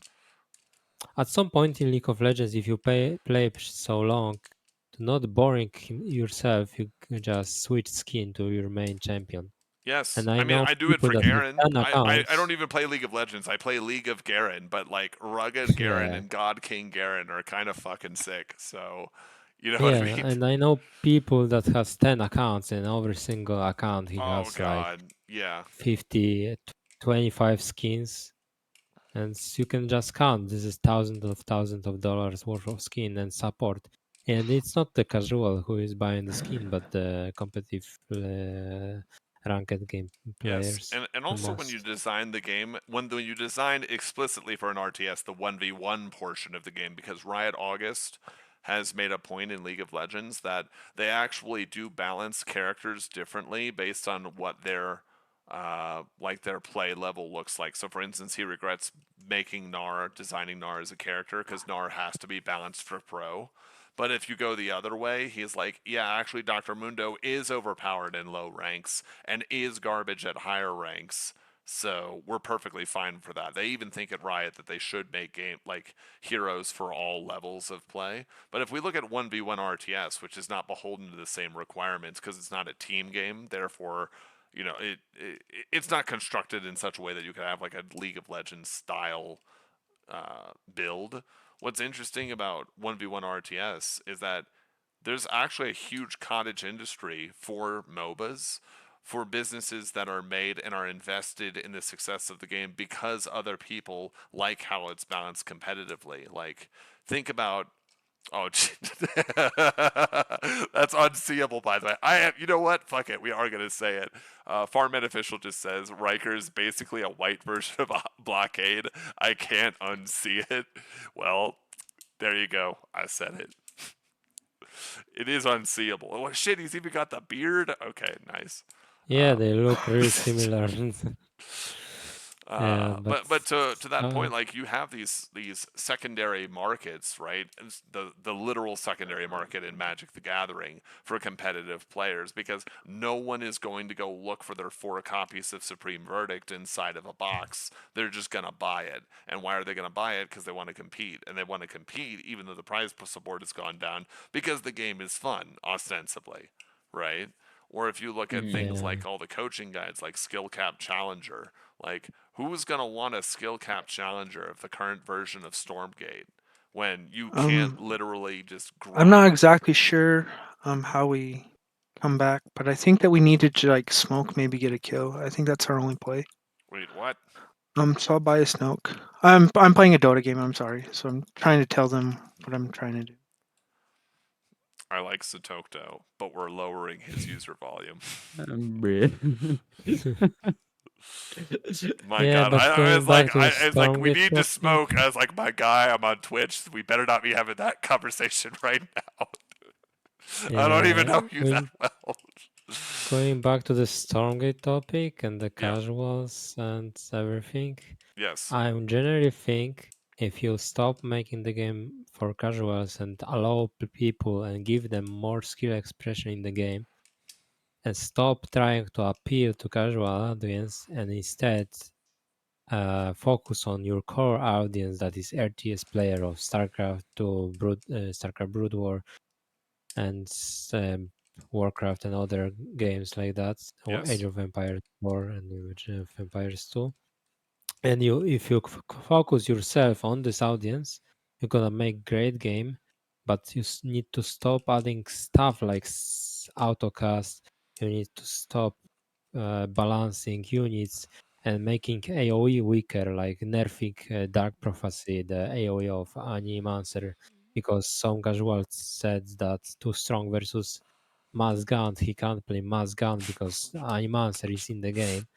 Or other guy that's playing Mass -1 Argent said exo that damage can't play brought Mass to Gun. you from the casual balance team. Yeah, like we need to stop nerfing and balancing stuff around casuals because the casuals make the game boring, in my opinion. For 1v1, Like again, removing for anyone AoE who's damage like is diving in, hard. who's just new, I don't care what people do for other like game modes or other variants, right? Like, go forth and conquer on that one. But for 1v1, yeah, you can't have like someone just say like -4 exo damage because Magmadon should be able to just run up and +5 Magmadon speed because I'm tired of kiting, Yeah, they nerf so many AoEs. Like, again, gonna open the list that I made, but right here. Oppa. Where is it? There's horses, spear, I think the second only page. AoE that hasn't been nerfed is the Atlas, right? That's the one that they keep trying to Atlas make also better. get nerfed. Oh, did it? Damn. Yep. Okay. Yes, yes. How? So, Why? Magmadon's I love the confusion in Up's voice. they It's so add bad. to Atlas that when you siege it or take it by evac, you have almost 2 seconds care, down Farman. between shoot and target. So Ah. you can't make the Atlas evac combo anymore. By the way, so the list is nerfs: Magmadon Storm, Dark Prophecy, Animancer, Hex and Miasma, Hell Carriers removing health, Atlas Eva combo, and as well slower attack. Avatar AoE, so it has removed half of the damage. Flame Imps, cost efficient and damage. Offensive Nano Swarm got nerfed by half the damage. What's next? Vulcan all days deal more damage. Hex and Mines didn't get touched yet. Dragon ability got damage nerf. Mm-hmm. Only left Shadow Flyer got buff. Archangel Meteor Strike is the same. Gaunt got buffed, the bounce, and Lancer is kinda same. I'll I put it. mean, get nerfed, but this is the all AoE we have in the Stormgate, and Yes. most of them are nerfed to the ground because casual said, "Oh, and the Kree rollout gets nerfed as well." Yep. I Here's can't believe they Because nerfed the Kree so badly. I Like can this is believe it another got thing that nerfed. I I can't believe it got. Here's the thing. I'm more of the, like, what's the? It's the difference between the Blizzard and the Valve answer, right? The stereotypical formulation, if you've not seen this meme before, is that the Blizzard answer is you have a bazooka and I have a pistol. Now we both have revolvers. The Valve version is you have a bazooka and I have a pistol. I now have a cannon. Yeah. Yes, someone's gonna be like, actually, the range on those is not comparable. Like, listen, if you're this far in and that's your feedback, I got nothing for you. But yeah, I don't understand the.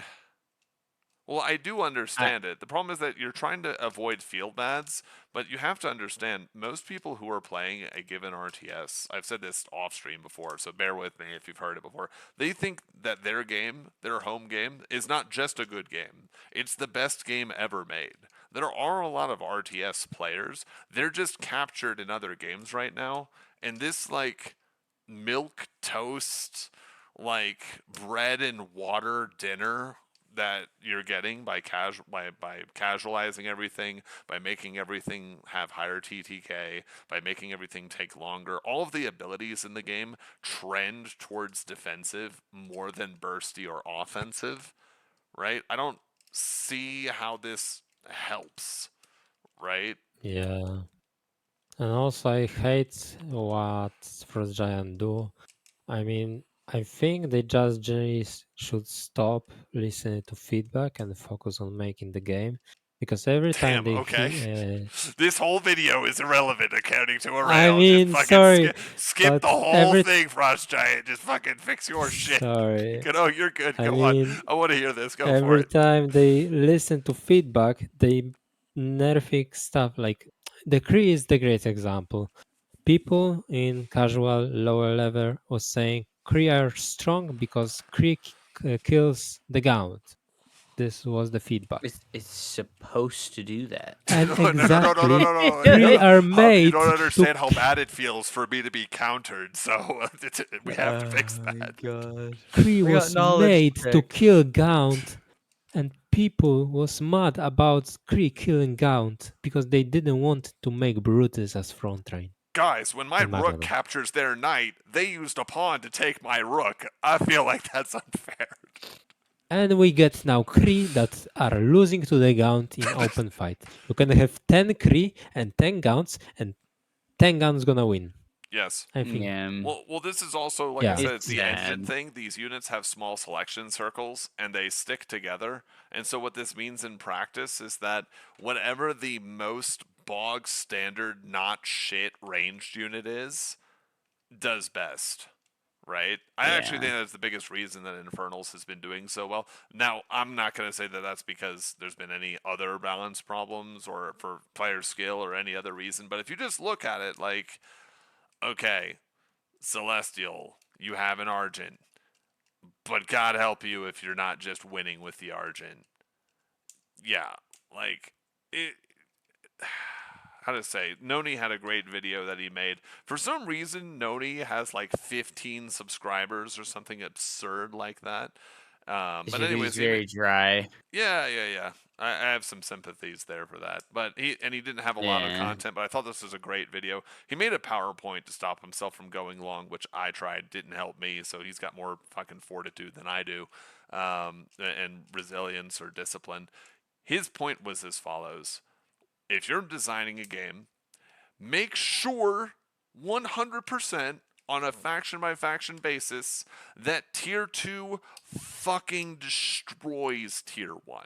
Most importantly in the mirror, right? This is why I'm a big fan of AoE, right? Like And my tier 2 should win over tier 2. Sorry, tier 3 should win over tier 2, but tier 1 should win versus tier 3. As I remember his answer was pyramid. something like tier 2 must obliterfuck tier 1, otherwise you've just wrecked the entire purpose of your tech tree. And then tier 3 has to be able to end the game, but that doesn't mean that it should be like Command and Conquer Tiberium Sun Mammoth Tank, just wreck everything underneath of it, right? The Nod Super Mech. I got to see Yeah. that today. It was really it's cool. fucking dope, isn't it? but I Like think right this is now a in the good point, Stormgate, like, you have the tier 3 like dragon, and yes, they gonna The add dragon is Gigamech. really cool. Yeah, but you saw the game versus MC and MSRM. That Well, was kinda... okay, so let me. Okay, so I have to go to bed, but before I do, I would like to say that the major design philosophy problem is that fast. everybody has a stick, right? Everybody has a stick, and everybody is complaining that everybody else's stick is bigger than theirs. And Frost Giant, instead of making the small sticks bigger, is making the big stick smaller. And it's making everything not fun. yes. We're True. going from lightsaber So- duels to people having plastic lightsabers to people having pool noodles. Yeah, so that's like their design philosophy ruined the game essentially. Because I think that the early versions of the game where it was incredibly volatile and everything was really powerful was really good. Yeah, And and then cool they and have fun just to play. progressively pulled the power of everything back for the sake of pleasing people who will not play the game. Agree.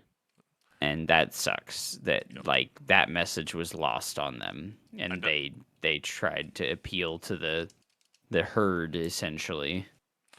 if you had a chance, if you could wave your magic stick and you're God Emperor of balance, purely balance, you can't design new units, you can't remove a faction, you can't control Mhm. anything else. You're just in charge of balance. What would you do? I'll go first. I think everything should move, probably move and attack. Probably move 20% faster, attack like 10% faster, and I think that's the AoE. best one. And then AoE should be only require tier 2. Like for instance, the Atlas requires like a bunch of other shit instead of just the mech lab.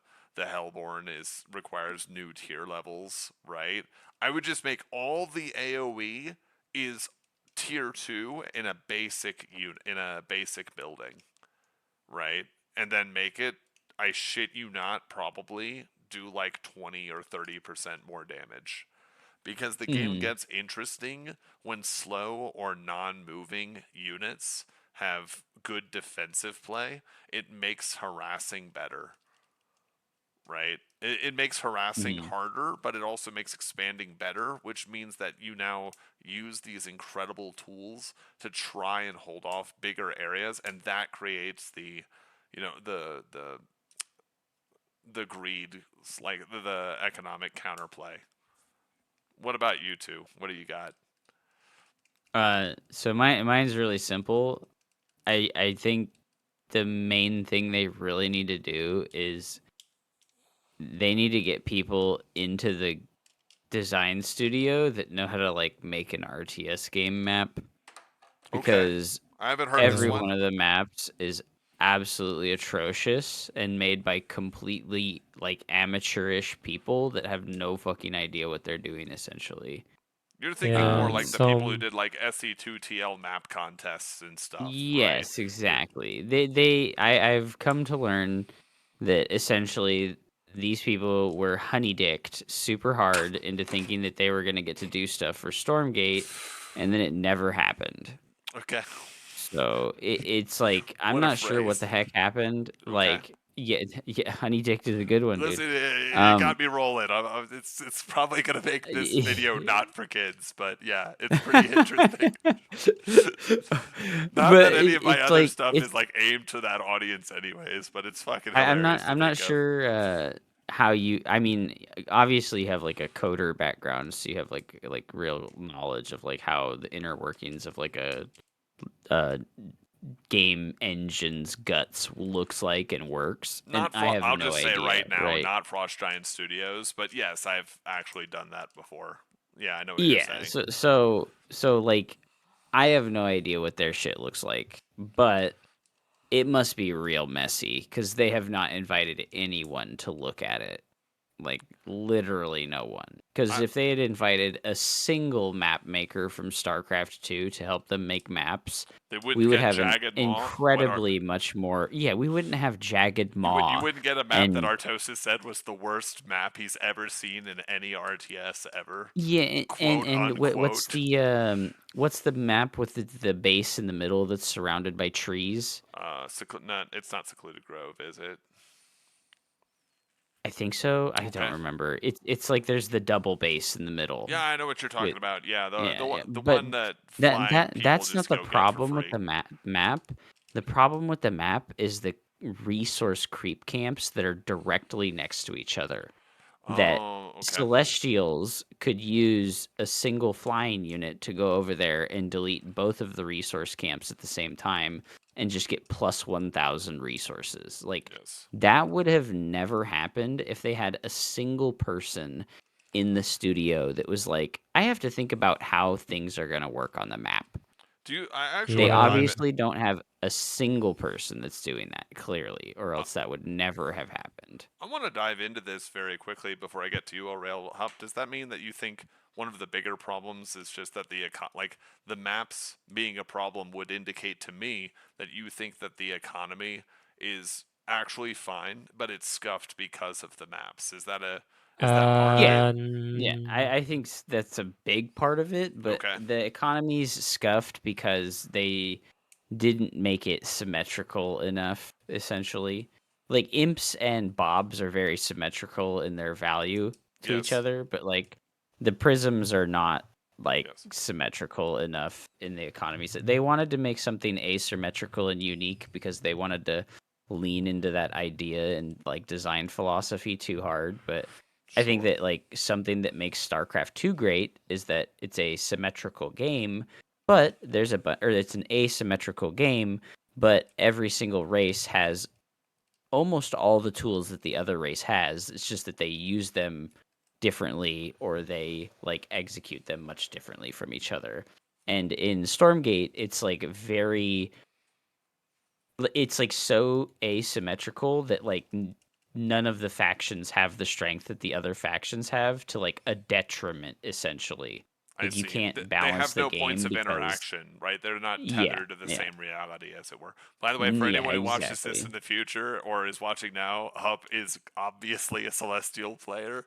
That's not to disqualify what you said, Hup. That was to actually show that, like, you're fighting against your own interests, like, in air quotes Yeah, here no, by like, saying that, you know. well, we I all don't even want think the of game myself as a successful. Celestial player. I've played the same amount of games with all three factions, like, and I thought Vanguard was the coolest one by far, but Celestials had the aesthetics. It's just like, it is what it is. It'd be how it do. Rail, I kind of took a detour from getting to your point, but what would you say? How would you're the God Emperor of balance. You can't add new units. What are you looking to do? You can even take like Mm, Hup's perspective. You can take something that's like tangential or seen as tangential, like the maps. let's look at maps. Yeah, Okay. so first of all, we have the issue that maps are part of build orders because the creeps give you resources. So make the Yes. creeps making one player advance in the early game. So we have Celestial and we have Infernal. This is an example. Infernal getting all creeps on the map, and Celestial don't have creep tool because creep got nerfed to the ground. And tier 1 We creeping gave is them a bad. shovel and buried them with it. I don't think they're quite Yes. I don't think they're on the ground anymore. And I now think we they're have map. under the ground. I was testing and I was checking every single tournament, and Ruination after the change become the best celestial map in the map pool. Why? Okay. Because there is almost no light comes on the map that Inferno can take it.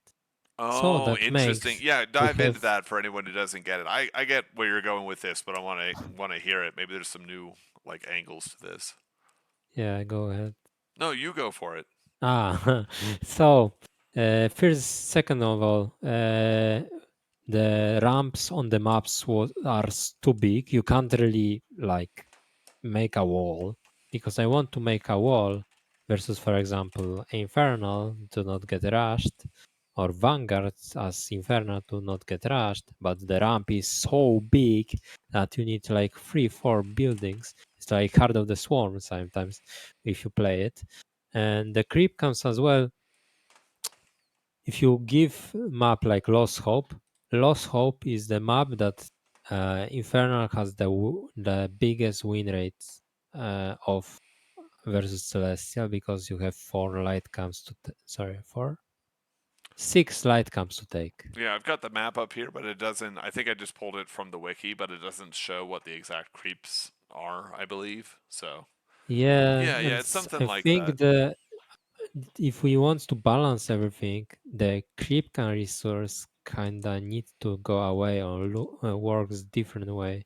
Because right now, if we want to balance every race in similar way and don't feel like one race is forced to play this greedy RI style when other is playing one base and taking our creeps on the map, Yes. if we want to balance it, we need to first remove resources from creep camps I and really then want think to of say Infernal.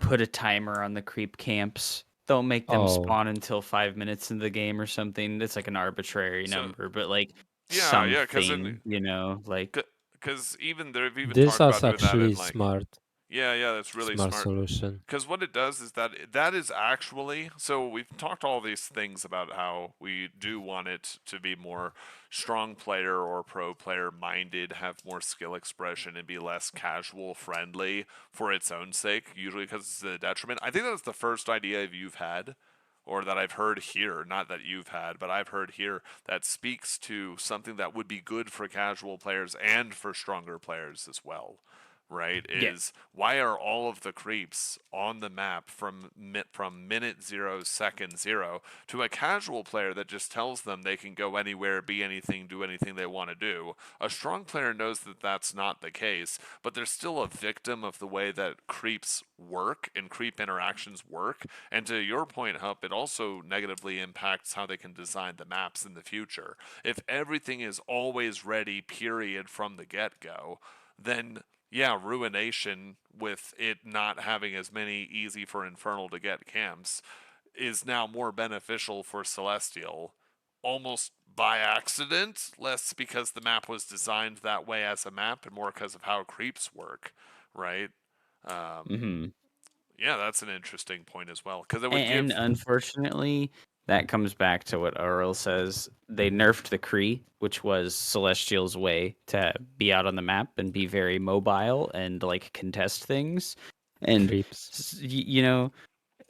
Frost Giant said that their like vision for the creep camps is that you would battle over them. You would like fight each other for the creep camps, They're right? thinking like creepjacking in WarCraft 3. Like that is a very It cool just doesn't interaction if you happen haven't if you haven't seen it in War because 3 it is really cool. But yeah, you're getting into why it doesn't happen here. I haven't seen it either. no, Go I for it. agree that it's really cool. And the interaction in like Dota 2 where you can deny the creeps of your opponent.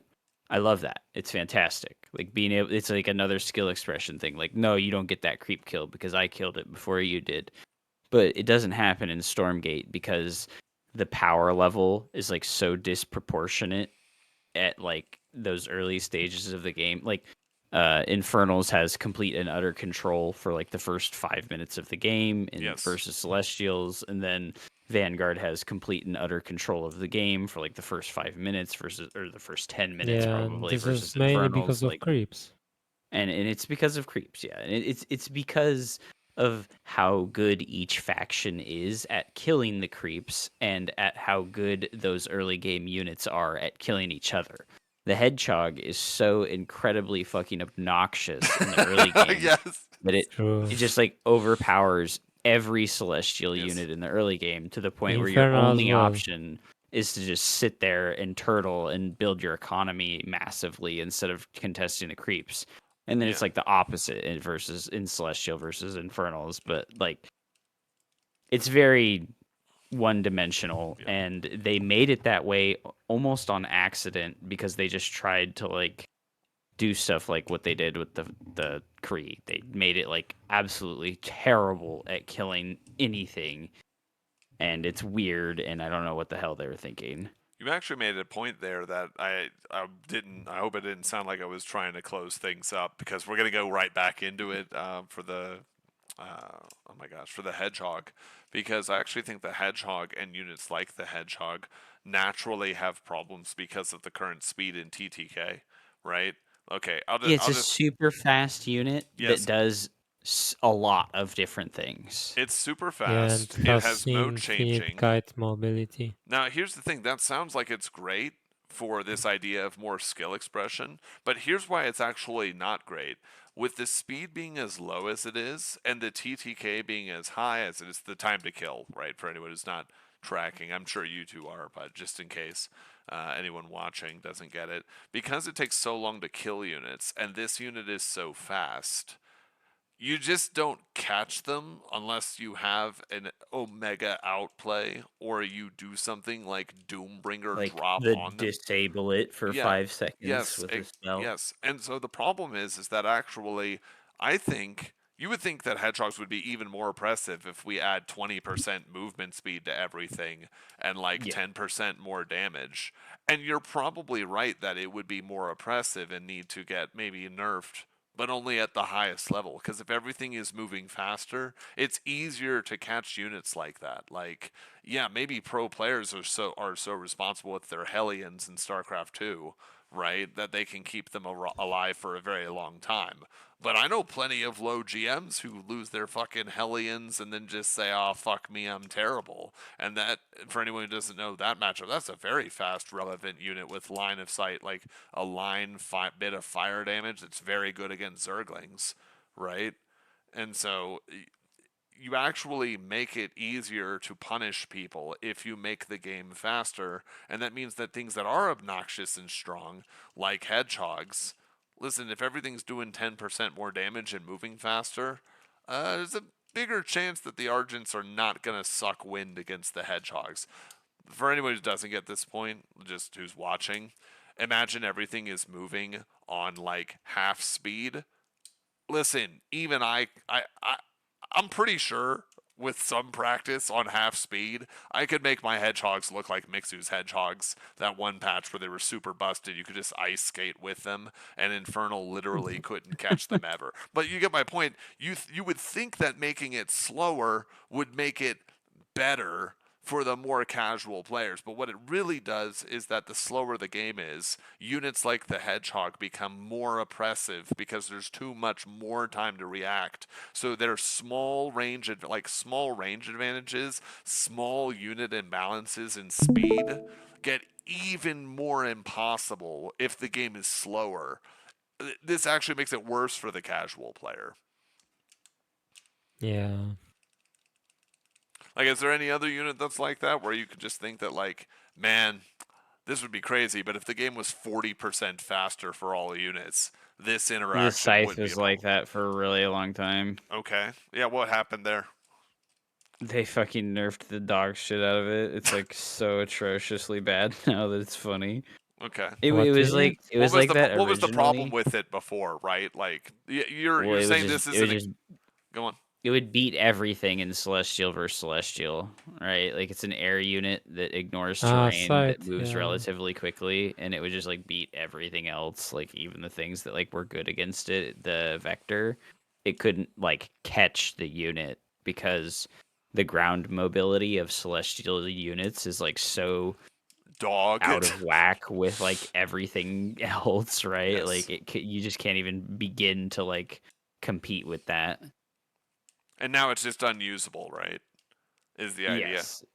And You know, so I don't think it's unusable. It's just like in a position like the Kree where it's like specifically good against only specific things, and it's like it's in Infernals versus Celestials. It's like, yes, you want to make a bunch of scythes so that you can kill the dragon, but then it's like you just spent like 1,000 on all of these scythes that are absolutely useless after they kill the dragon, or they kill the dragon and you lose all of them, and then the rest of your army loses the fight anyways. Often they don't even kill the dragon because Yeah, sight is that also really sucks. 5.5. Movement speed with my dragon is 6.5.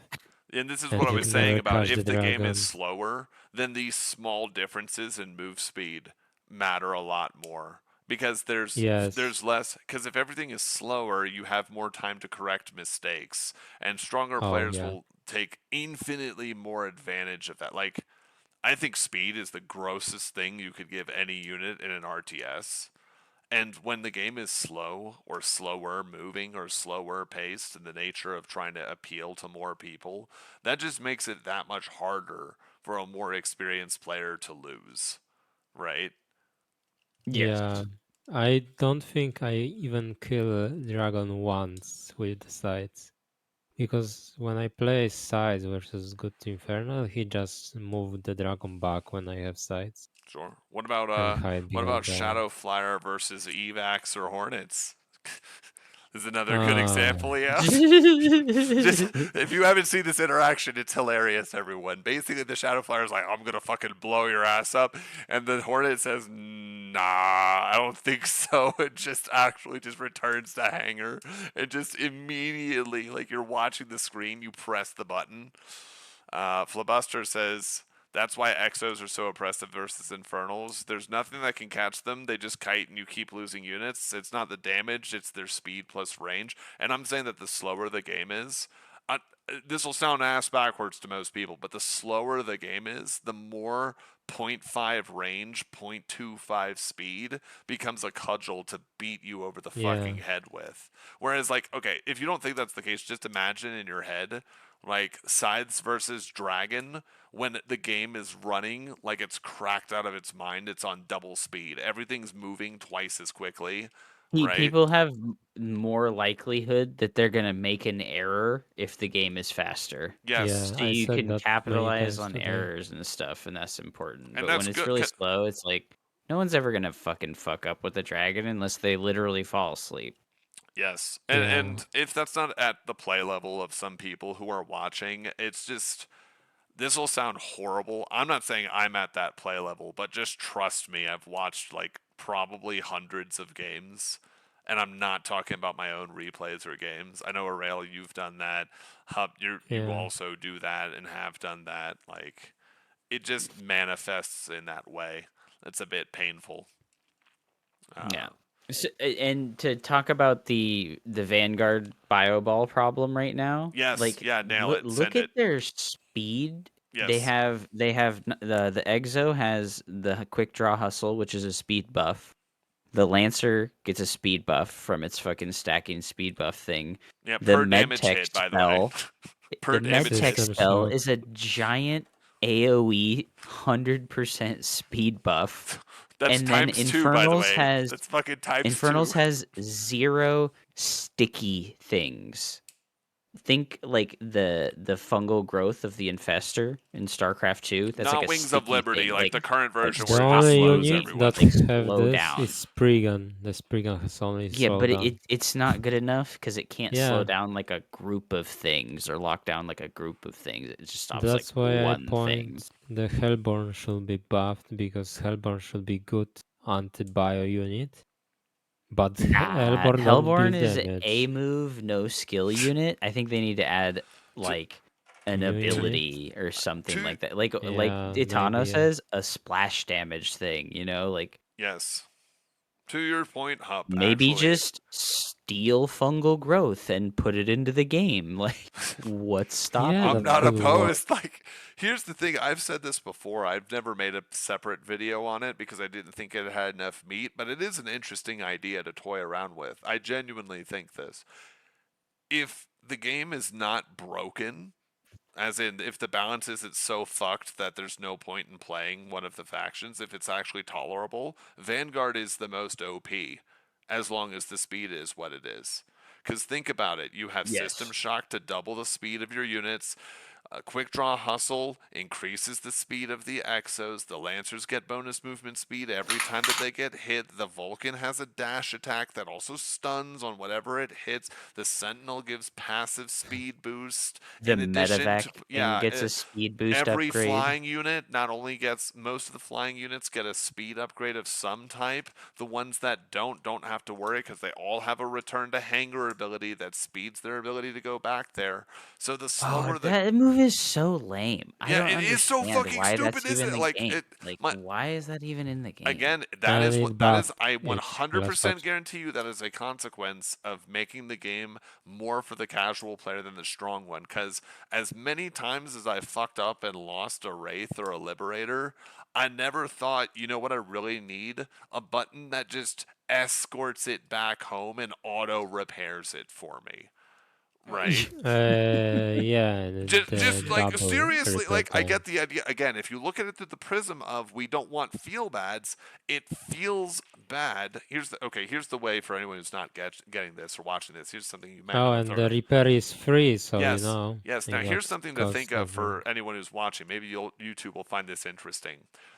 Those things not only have the, yes, it does mean for a casual player you can keep those units alive when frankly your own control and skill level mean you probably shouldn't have.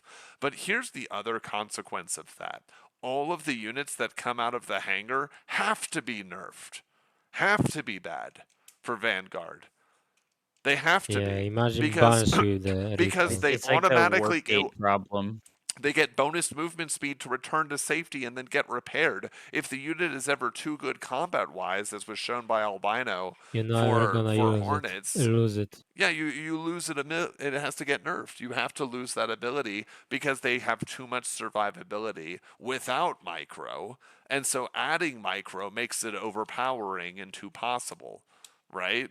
This is also why Yeah. like those units don't look good unless they're hitting a very specific timing. Like even the albino timing is like Lancers into doing that to threaten the nascent gaunt count so that you can then move into the next part of the game, With right? Hornet. Yeah. Same issue was with the Brutes. They get nerfed because they had this fucking auto split. Yeah, And because exactly. of Like recall to Hangar, the Hornet need to be bad. If you buff the Hornet, he gonna be broken and really strong. yes, Because you're never gonna lose Hornet because you have recall to Hangar that increase movement speed of this unit to 500%. yes. And any other. You're not wrong. Does the Like this. return to carrier work on the large air unit? Oh, the Yes, The helicarrier. the helicarrier? Hellcarrier as well, but It it's even works on 100%. that? Here's the thing The that I heck, find. Okay, man? so for anyone who's listening that's not sold, I literally believe this. This is not a pun. This is not a play. This is not playing it up for the stream. I would rather that all of the Vanguard flying units lose the return to hangar ability, and you just buff them to make them stronger or faster in compensation, right? Yeah, Yeah, I Like, think so absolutely. too. Or make them tankier, or you know? I think Yeah, sure, making you them could do. You tankier want is to make probably the better. helicarrier like, let's say the evac was a problem because for some reason you decided to give a sky mine to the evac on addition to it. Have anyways, moving Didn't they forward. move the sky mine to the shoot, what's it Hornet. called? The Yeah, Hornet? They move it over there. my It removed to Hornet, then from Hornet it back to Evac, and now again it's on the Hornet. yeah. That's But ridiculous. for They instance, don't know what they want. for I gotta go instance, to bed though. yeah, I yep. appreciate the discussion a lot, and you guys you're too dedicated to this game, and I want you to know that there's other ones out there, and they're good. Yeah, No it was comment pleasure to right talk with now. you. Okay, I gotta go to Take bed. care. Good Good night, night, Good guys. man. night, good night. Yeah, I would want all of the. I mean, that is a very serious topic, and very serious take of mine. I would rather lose the return to Hangar ability, even if it means I lose units under my own control, under the duress of my own management, rather than them being taken care of, because the design implication of having a safety net is that the thing can't be too strong then. Yeah, Right? exactly. And again, I said we nerf the Weaver because Autolash, we nerf Brood because Autocast, we nerf Cabal because of Autocast. We need to make Sky Vanguard weak because of Return to Hangar. What's more, You we actually can't have to make Nanoswarm sabotage all of the. strong. You have to sabotage all the top bar abilities of. You have to sabotage all the top bar abilities of Infernals because of the way Animus works. Like, Yeah, and we need to keep Celestial units weak because of ability to spawn the unit from any racks on the map. yes, You and know, all those things were put in for the sake